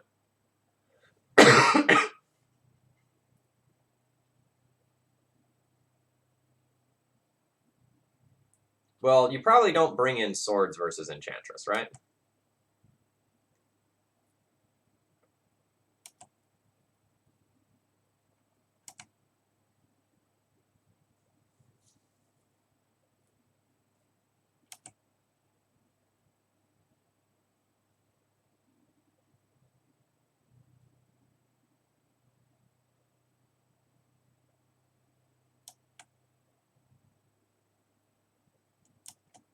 This is unfortunate.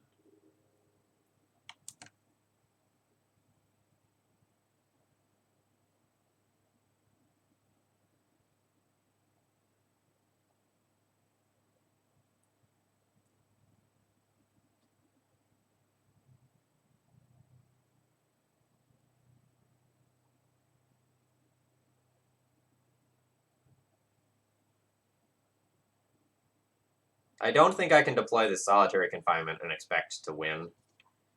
So I have just one green sun target for this matchup because Teague doesn't really do anything here. So I think I need to just pray that they can't do anything this turn, and then try to solitary confinement next turn.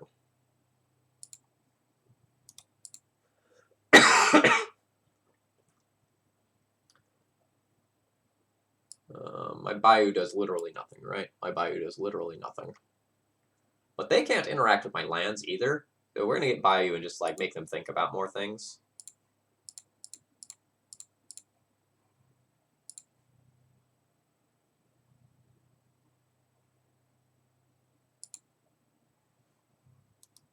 I'm pretty confident that we can win via solitary confinement, like in terms of just like maintaining it if we get another turn.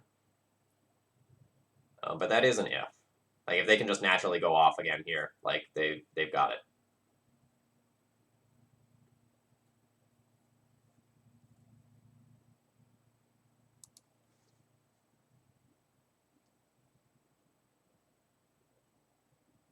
That's pretty frustrating.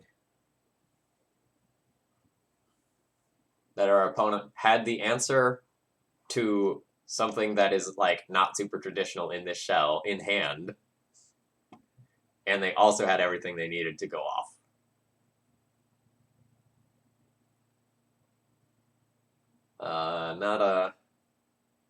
Not a lot we can do about that. All right, we're dead.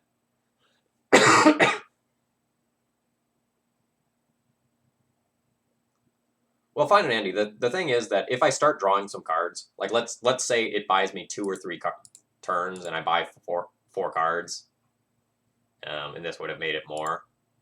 Like we're gonna draw into more things that let us interact with them. So I think if we just get 1 or 2 turns worth of time bought, we're fine. So like if we think about the cards that are good against them, in the main deck we have,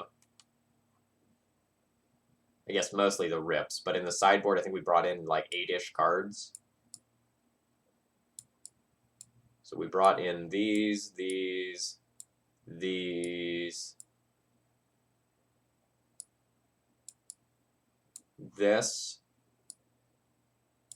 and Green Suns.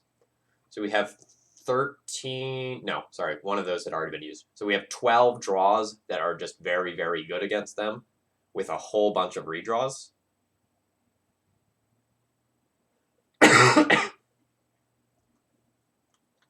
So I think we were on the wrong side of the equation there.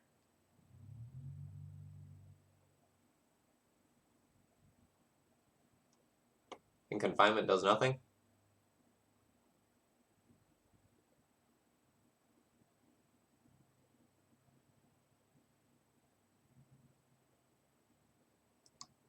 You may be right, actually.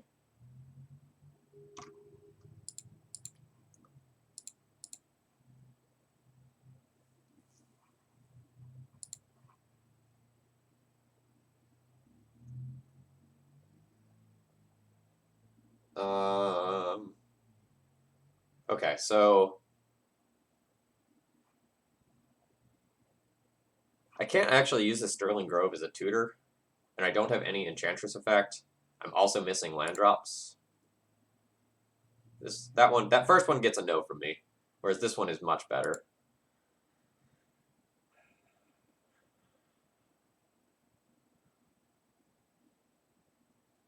I'm going to pitch the Sterling Grove here, since it is the most expensive card.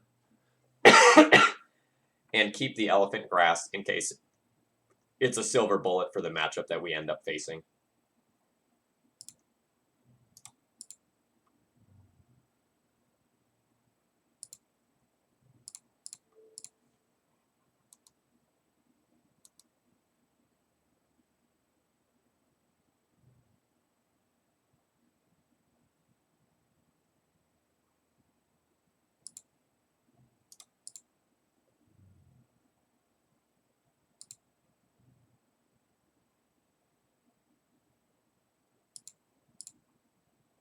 Hope opponent doesn't have force here. Nice.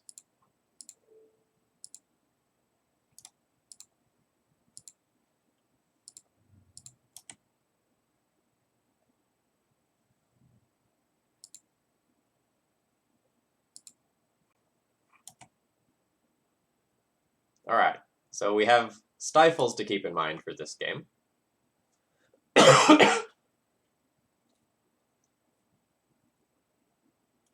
You would like to daze my Utopia Sprawl. You got it, friend.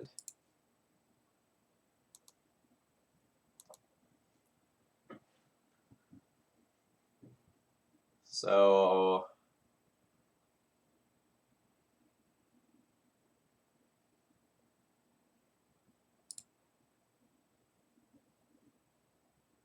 let's play suboptimally with mana, but optimally with number of card draws.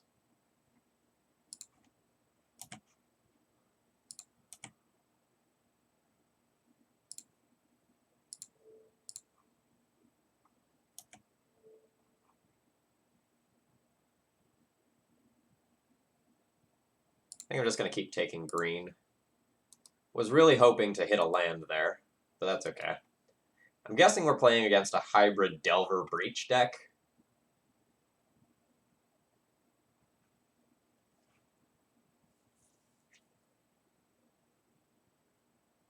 Otherwise, the Thought Scours seem kind of weird.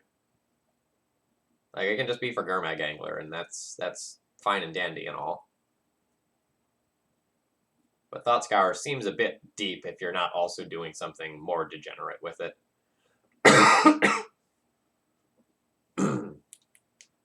Ooh, boy. I don't think I'm going to plan on playing Doomwake this turn. I think I'll just take 5 and then like have an Elephant Grass somewhere in this turn.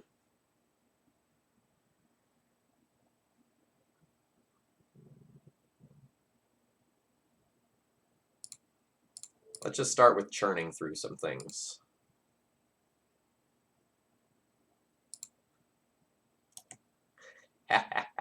That's insane.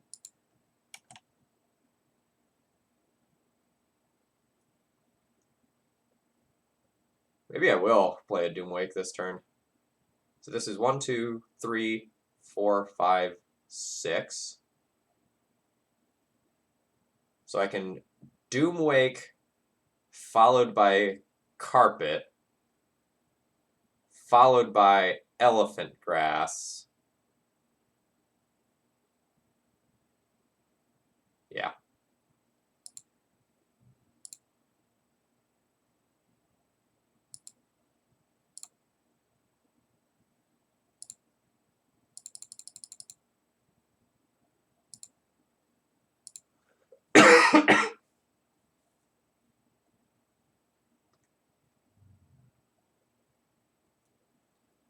Alright, well, there's another Thought Scour. That's fine. So now we play the carpet, draw 2 cards. We played a land, go to our second main phase.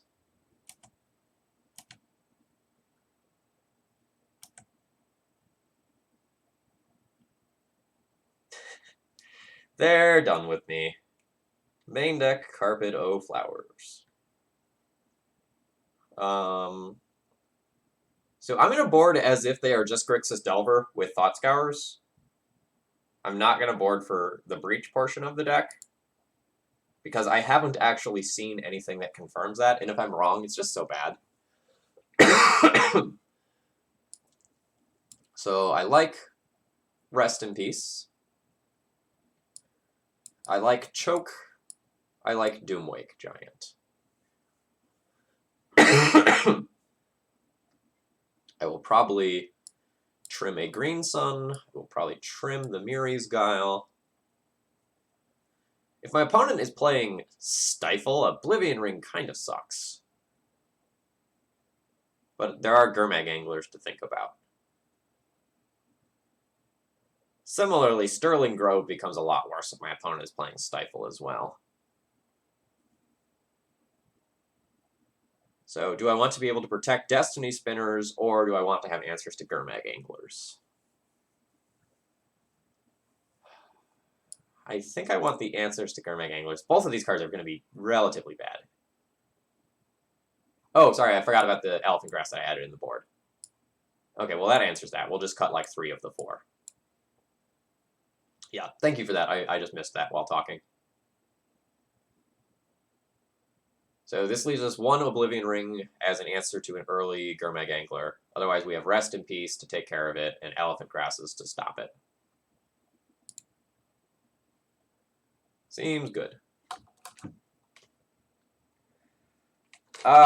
Sports, funny story. I tried to stream Stasis, and Moto submitted this. Fish confirmed cannot handle the grass.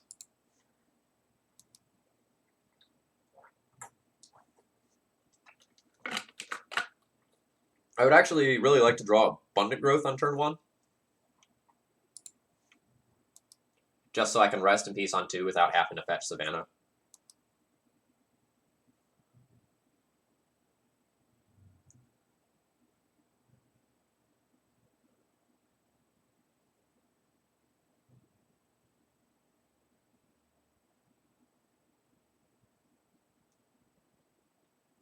You're 1 turn late. So now the question is, do I just play an Enchantress this turn into Daze, or do I play Rest in Peace into Daze?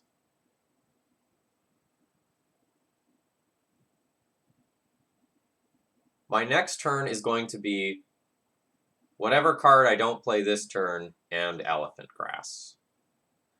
But if I don't try to eliminate their graveyard this turn, they can potentially slip a Gurmag Angler into play with, like, Thought Scour's shenanigans.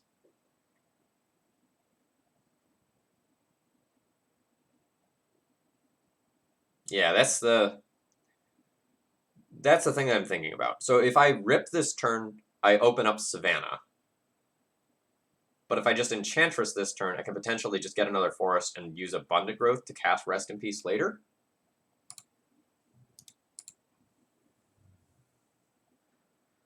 I also have multiple Enchantress effects, but I only have 1 Rest in Peace.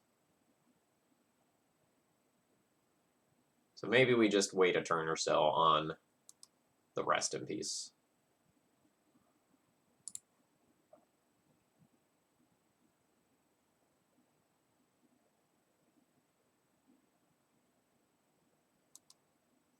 Since I have the Elephant Grass also, that is something that will make the early Gurmag Angler off of Thought Scour worse.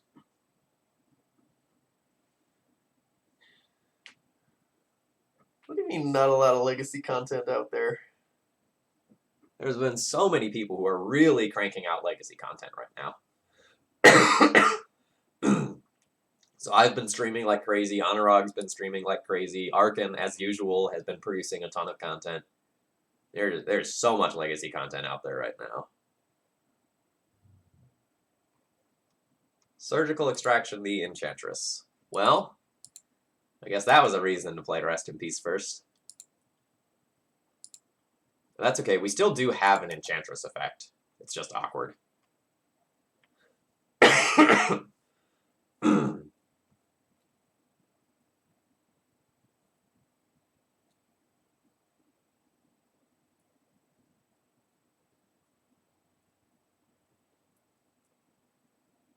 Yeah, I am currently not yet worried.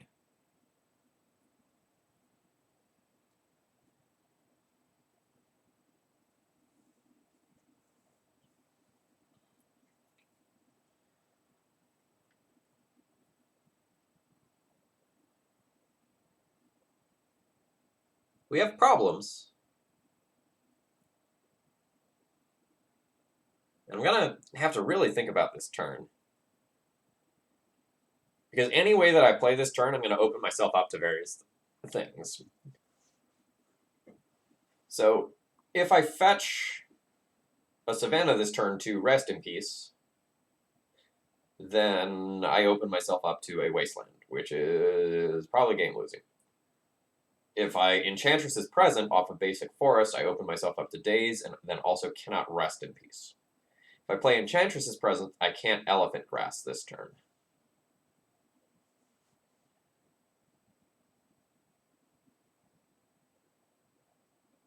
I have Abundant Growth redraws, and can use that to play Rest in Peace.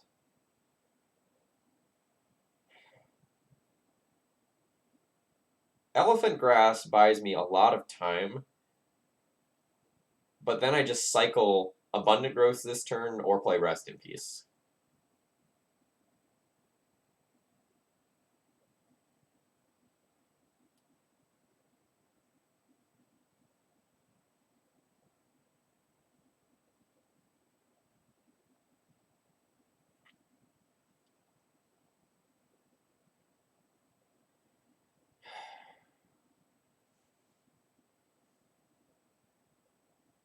I think my line is play Grass. Otherwise, if the Delver flips, I take 8, and that is too much damage.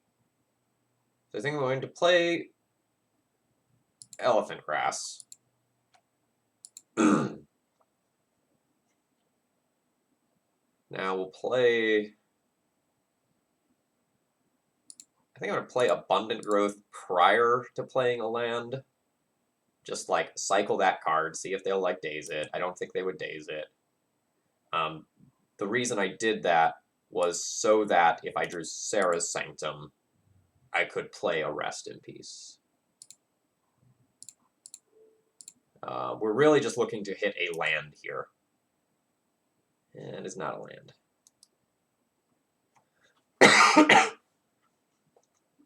So I need more land to maintain this Elephant Grass and do anything else. Because the Elephant Grass cost me 1 mana this turn, followed by 2 mana next turn. And I need to rip a land so that I can play Enchantress's Presence.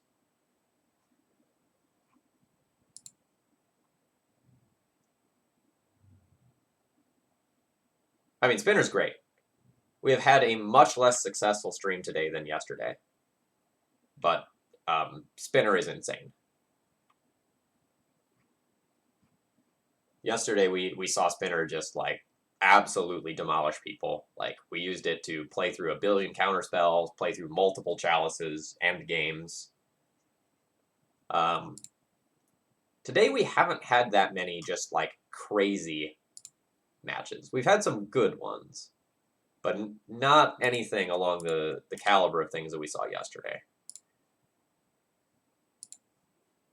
Okay, great. So there's my land for Enchantress's Presence. And I don't think we have the time to play Destiny Spinner here, because mana is a real bottleneck for me. Yep.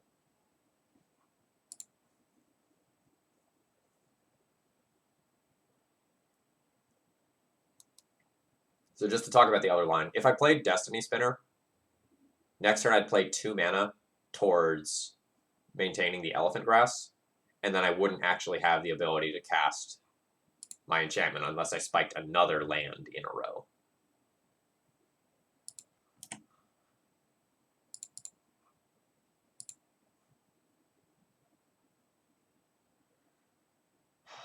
Alright, am I saving the Wild Growth for a draw off an Enchantress effect? Yes, I think I am.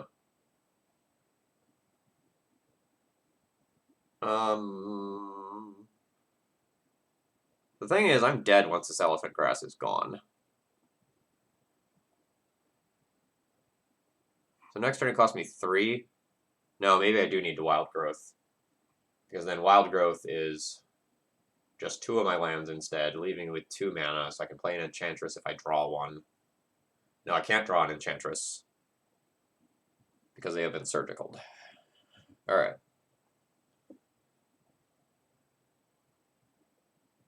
So life's bad.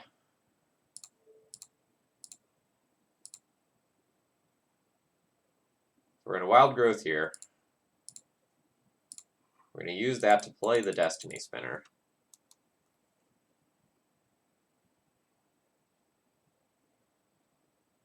And then...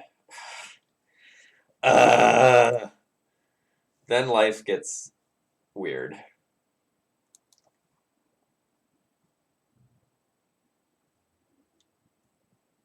Life's bad. Life's real bad. We're also now just getting into the range where my opponent can realistically just like lightning bolt me out of this game. I think I have to pay 3 this turn to keep this.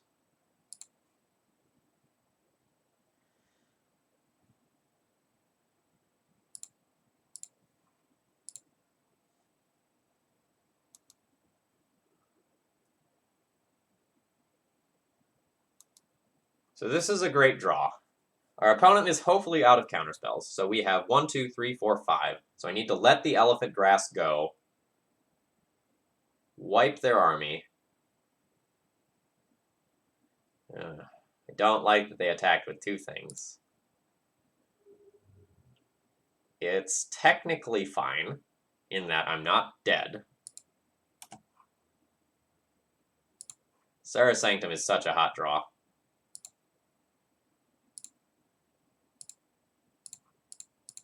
Alright, YOLO Doomwake Giant. Nice. We are dead to a lightning bolt.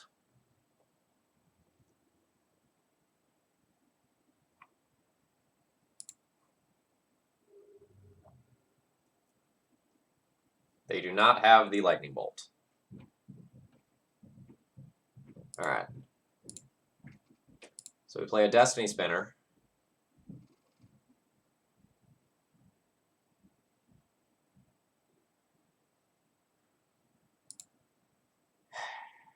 Man! Does not have reach.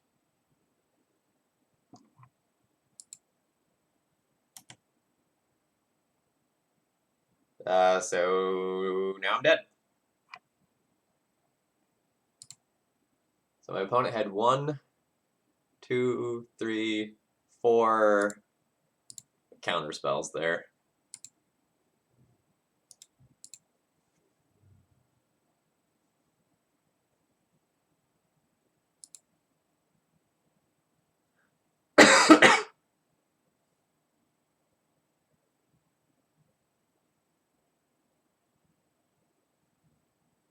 So that was rough. I don't think we're going to change anything about sideboarding based on what we saw. Our opponent is just apparently thought scouring purely for Gurmag Angler reasons. The rest in pieces were a little clunky.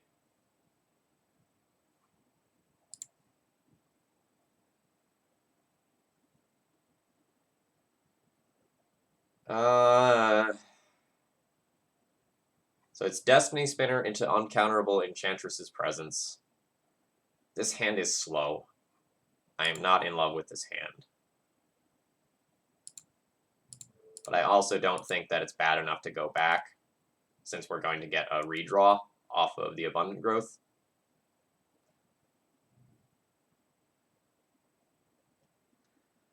The fact that we have Thought Scour targeting me. Okay. The fact that we have the Green Sun as a backup for either the Destiny Spinner or the Enchantress's presence is pretty good. My opponent was F6 through my turn, so they don't have counterspells. So that's cool. Yeah, it does appear that they have boarded out Gurmag Anglers based on that. So whatever I do is uncounterable. So I'm going to take this opportunity to just dump in an Enchantress effect rather than just put in... Alright, almost anything that I can do is uncounterable. Anything that I was considering doing for my turn was uncounterable.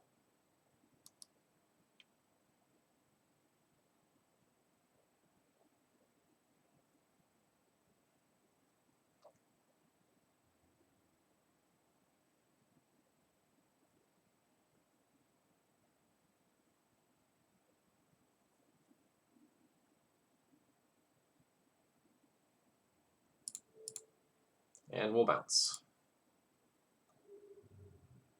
I don't really care if my opponent draws cards, because I'm going to draw way more cards.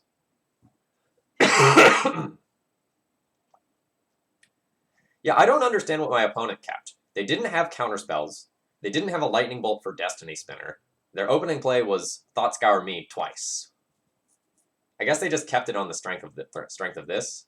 I also guess that the card that they got for their draw off of Thought Scour was Thoughtseize. Otherwise, it makes way, way more sense to just lead on Thoughtseize.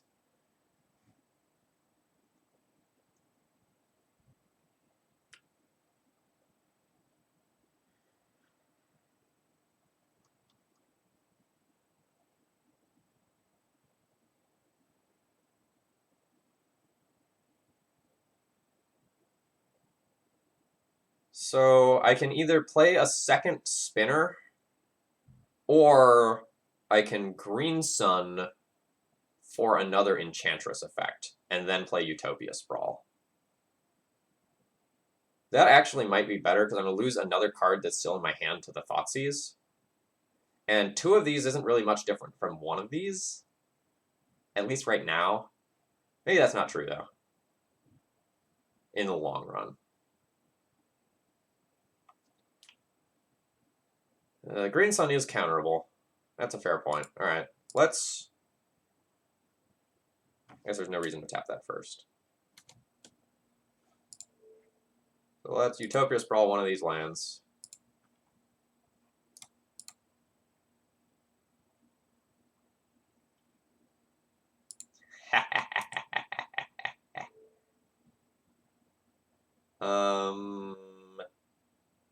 I think that's just going to make green, and I'll use the Abundant Growth to make white.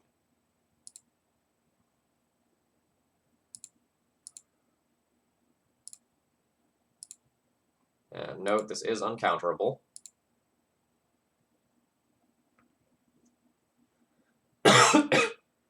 Oh, beautiful.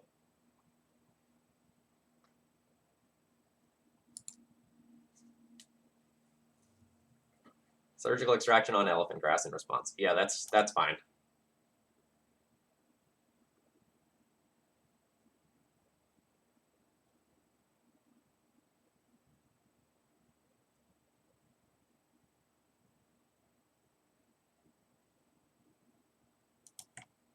Yeah, opponent basically has 0 pressure now.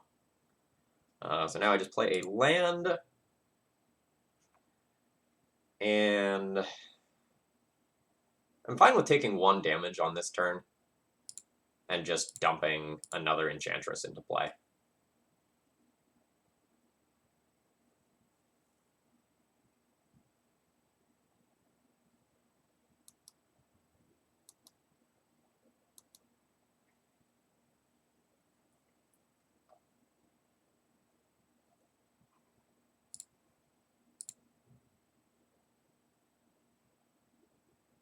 Moto happened. There was an error with what deck list I submitted.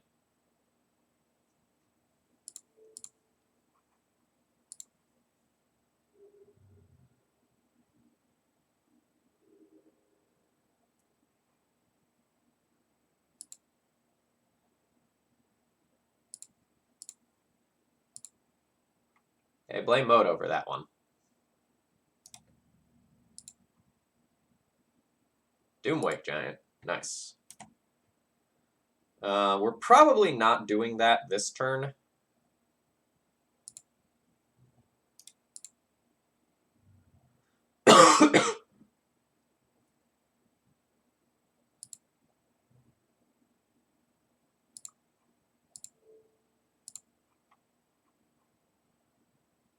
But next turn, that'll wipe their board, and then I can very, very, very safely start attacking. I mean, this deck is greatness.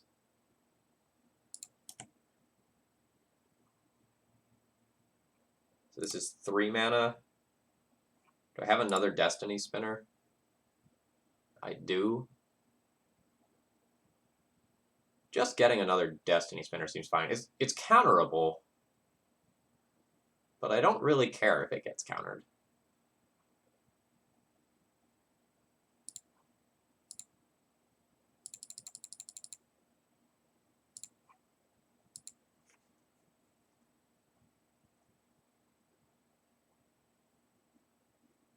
Yeah, that's fine.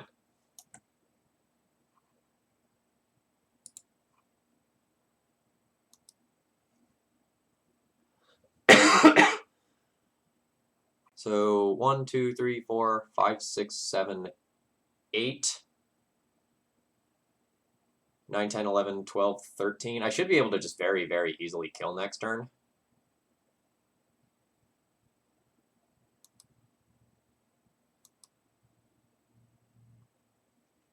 Either literally or effectively.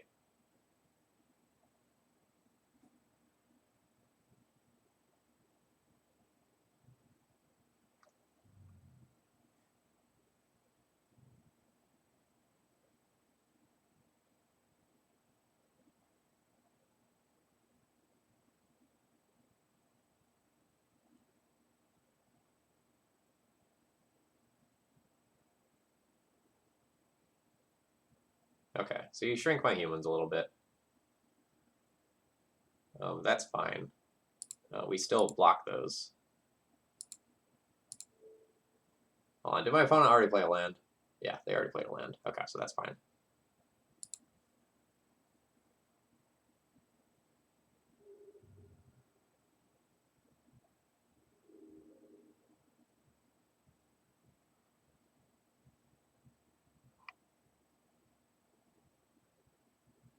I want to do it this way.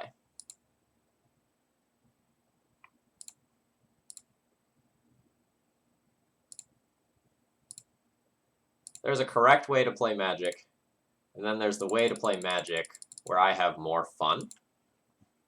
And, well, you can guess which one I'm taking right now.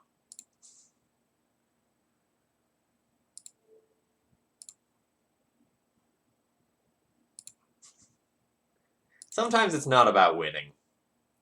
Sometimes it's about the suffering that you cause to your opponent along the way. Remember that important life lesson. Okay, so we managed an unimpressive 2-3 today. The deck was definitely worth... Sorry, let me rephrase that. The deck that we played today was better than the deck that we played yesterday, even though our results were worse. So I think far and away, this version was better. Fine and Andy, I received 1 sub today, but I also received a huge cheer of 1,000 bits. So since I made an error this morning, I'm going to go ahead and do the Stasis stream tonight. I don't want to let the fans down. All right. So I think this deck list is a huge improvement over what we played yesterday. So I don't want to be results-oriented here, and say, we went 2-3, so this version is worse. So, just like yesterday, Destiny Spinner was still very good. You know, we could have gotten a kill that turn if we wanted to, but I wanted to destroy all of the things first. I very much like the addition of Carpet of Flowers to the main deck. As we saw in Game 1 scenarios where we just, like, resolved that on turn 1, it was pretty darn good. And even in one of the matchups where we couldn't, I think when I played Carpet of Flowers, it was just a green draw 2. So I think that's a low-risk, high-reward deck choice. So here's my current thoughts. So before the next time I play this again on stream, and it's gonna happen. I love this deck now. This is gonna be my pet deck for, well, I don't know, probably the next month or so. I think Aura of Silence should also be something else that can come in for the Breach matchup and be more impactful earlier. I think we were on the wrong side of variance in that matchup in that my opponent happened to have the Grape Shot in hand. But that deck's so good. So I kind of want something else in the Aura of Silence slot that can hate on that deck.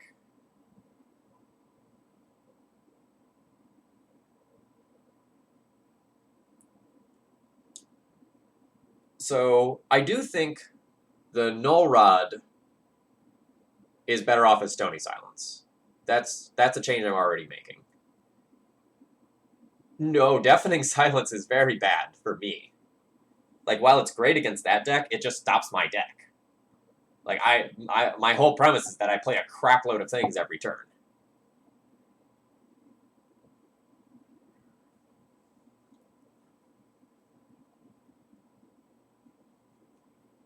Yeah, Dryad Militant is something that is specifically for that deck and is basically garbage everywhere else.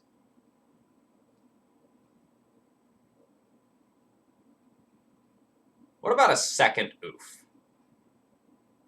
Because as we saw in that match, I had a second Green Sun, but I couldn't actually do anything with it. So Oof is like Aura of Silence, minus the fact that it's not an enchantment, but plus the fact that it's Green Sunnable and 1 mana less. I can't consistently enough make blue mana that's good for me.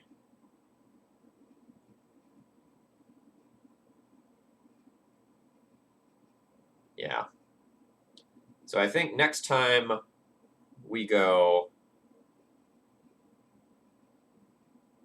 Green Sun was much better today than yesterday. And I like the 4th Green Sun in the sideboard. So I think next time we go +1 Oof over Aura of Silence and +1 Stony Silence over Null Rod. Alright, so Stony Silence, +1, -1 Rod, -1 Aura, +1 words.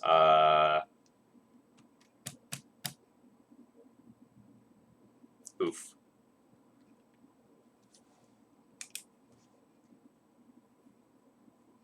No, so I really want things that have synergy with my own deck, various.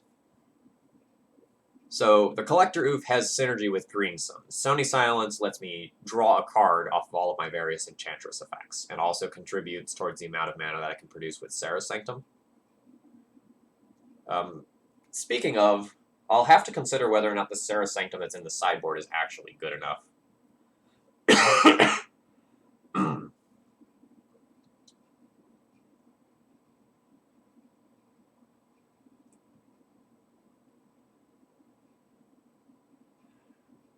I'm leery of the Ancient Tomb. I understand how good it can be with Enchantress's presence, in that that turns into a turn 2 play. But there have been so many of these games versus Delver where I've stabilized at a very low life total. And there's also been plenty of times where, even though I'm down to 2.1 colors, I still have mana issues. So, not 100% sure that I feel about that. Carpet of Flowers main deck was great. Very, very good. We'll 100% run that again. The other thing I'm thinking about is the Miri's Guile.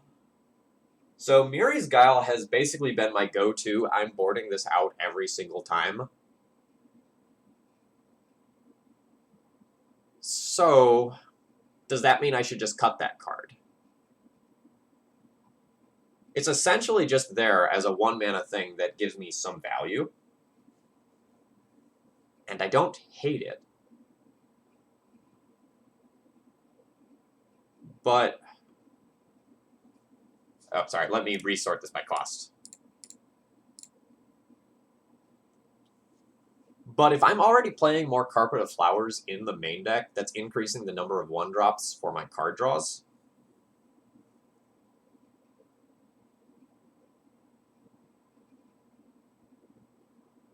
Miri's Guile is another slot that I could do something else in.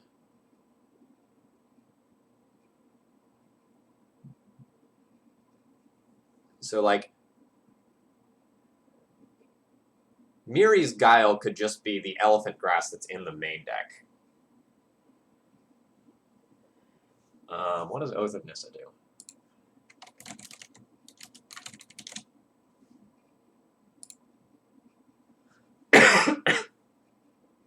ETB, look at the top 3. You can get a creature, land, or planeswalker, put it into your hand. No. Is there another 1-mana Utopia Sprawl Wild Growth effect?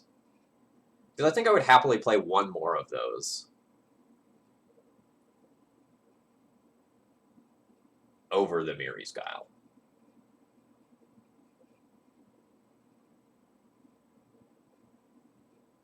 No, Ground Seal was in here originally, and it didn't hate on some of the things that I wanted to hate on. Okay, that's it for Wild Growth effects.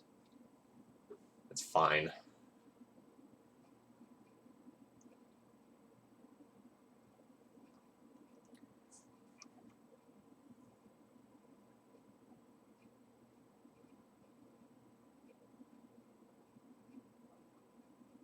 What do you mean DHA? Magrello, thank you very much for following. I hope you're enjoying. No, I am very much an anti-one of Helm person, especially if we're going to run Stony Silence. Oh, Dreadhorde Arcanist. Okay, sure. No, I don't think Calyx is good. I think we want more early game plays, not more late game plays. I don't think Calyx is what we're looking for. Okay, so let's approach this another way. So if I cut this Miri's Guile, promote the 4th Elephant Grass back to the main deck, assuming that this is another oof, and this Null Rod is Stony Silence, what do I want on the sideboard instead?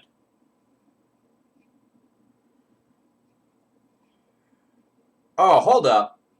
What about an Exploration? Real talk, is Exploration actually good enough?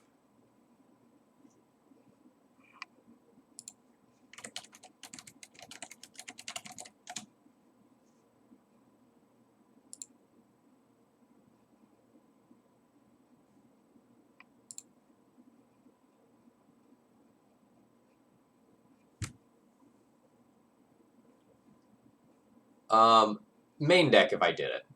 So we're looking at this Miri's Guile Elephant Grass slot right now. So, like, I could play a 1 of Exploration in the main deck just to help out once I already start comboing off. It's also fine in opening hands.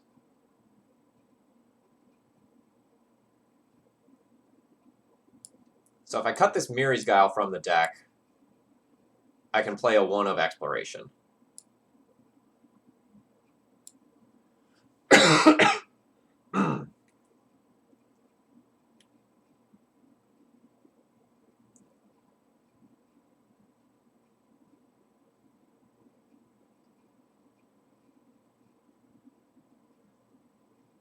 I don't feel bad about being mana heavy when I have Destiny Spinners.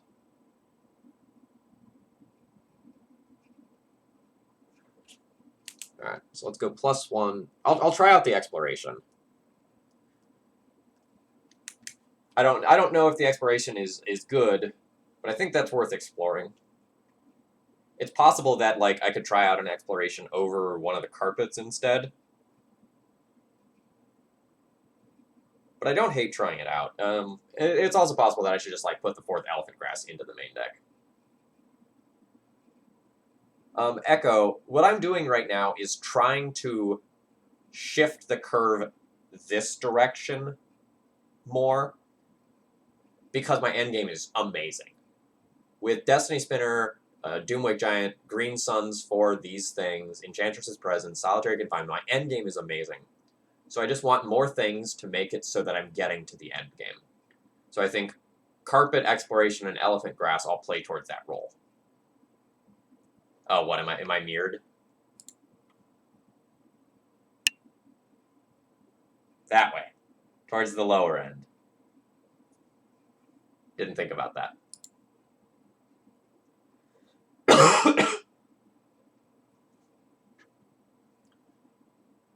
Alright, so those are the changes I'm going to try next. Folks, I will be back later tonight with some stasis. And again, apologies for this morning for that deck submission error.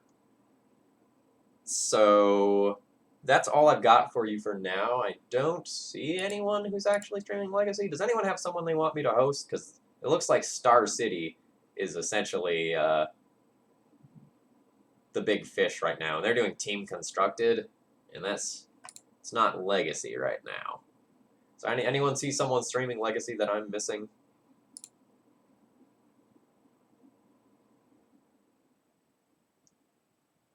Going once. Going twice. Alright. I'm going to send you over to someone else who is playing some Magic. Have a great rest of the day. I'll probably be back around 6:30 p.m. Eastern Time tonight.